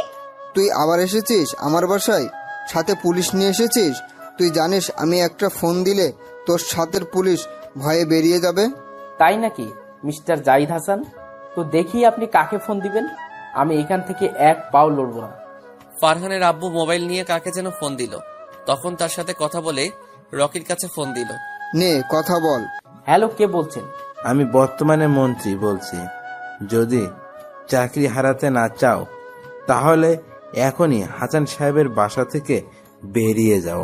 তোমাকে আমি গুলি করে মারবো। আমাকে তুমি চাকরির ভয় দেখাচ্ছ? আরে রকি, তুই তা বাবা জাহিদ হাসানকে কেন ধরতে গেলি? তারপর সবকিছু খুলে বললো। বাবা, আমি এইসব জানতাম না। তুই ওকে ধরে থানায় নিয়ে আয়, পরেরটা আমি দেখছি। ঠিক আছে আব্বু। এই বলে ফোন কেটে দিল।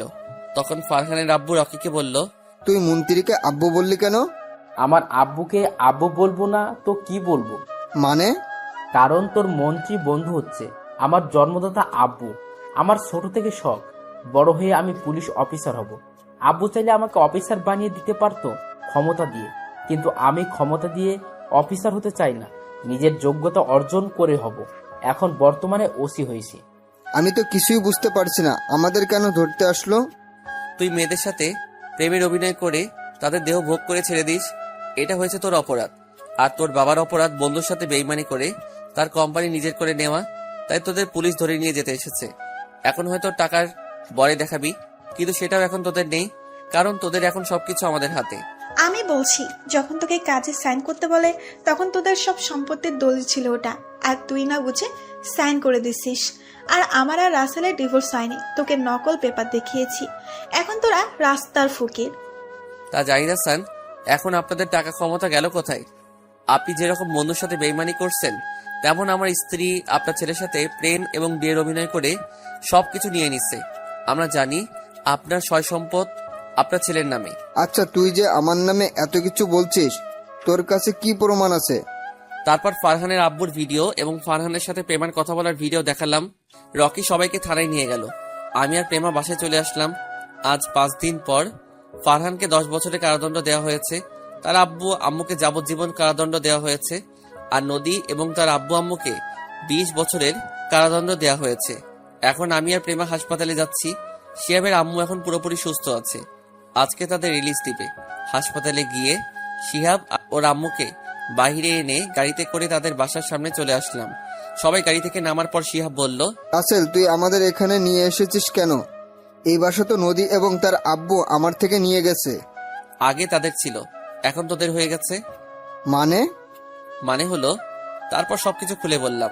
শিহাব কোনো কথা না বলে আমাকে জড়িয়ে ধরে কান্না করে দিল। তখন আমি বললাম, এই পাগল, কান্না করছিস কেন? তুই আমাদের জন্য এত কিছু করেছিস, আমাদের বাড়ি ফিরিয়ে দিয়েছিস। শুধু বাড়ি না, তোদের কোম্পানিও আমি ফিরিয়ে এনেছি। এই হচ্ছে তোদের সম্পত্তির দলিল। এখানে কিন্তু আমিও আছি। তুমি তো আমার কথা মতো সবকিছু করেছো। করেছি তো, তুমি তো করো নাই। ঠিক আছে, আমরা দুজনে করছি। তো যাবার আগে শিয়াব তোকে একটা কথা বলে যাই, কখনো গরিব দুঃখীদের অবহেলা করবি না, তাদের পাশে সবসময় দাঁড়াবি। তুই তো দেখছিস গরিব হলে কেমন কষ্ট, তাই এগুলো মাথায় নিয়ে সামনে এগিয়ে যাবি। আমি তোর কথা অক্ষরে অক্ষরে পালন করব। তারপর শিহাব আর তার আম্মুকে ভিতরে নিয়ে গেলাম। পরের দিন অফিসে সবকিছু বুঝিয়ে দিলাম।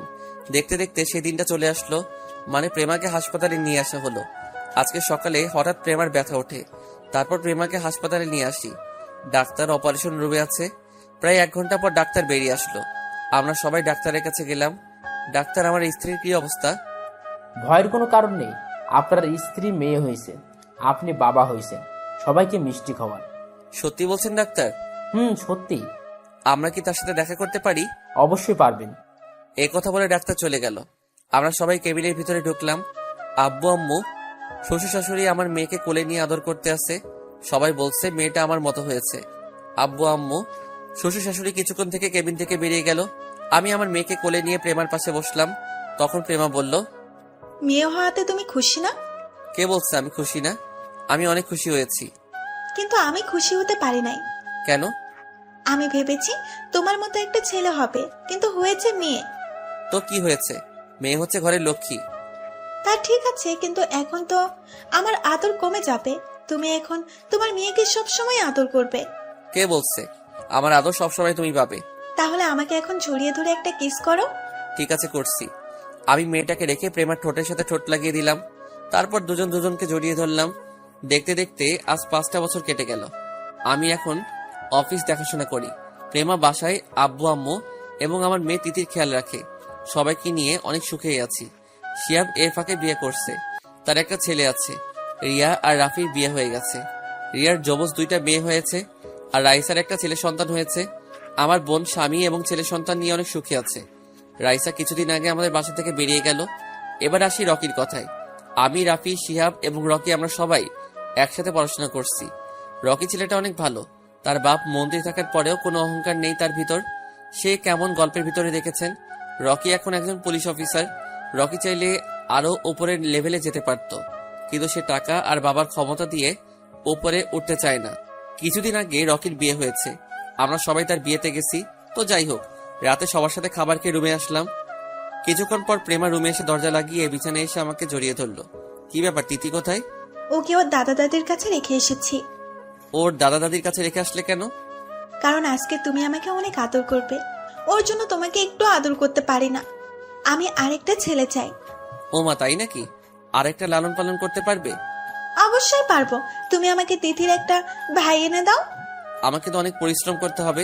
করতে হলে করবে, এখন কথা না বলে আমাকে আদর করো। আমি তোমার মাঝে হারিয়ে যেতে চাই। তাহলে আর দেরি কিসের? আমি তাহলে শুরু করে দেই। এই বলে প্রেমাকে জড়িয়ে ধরে ঠোঁটের উপর আক্রমণ করা শুরু করলাম।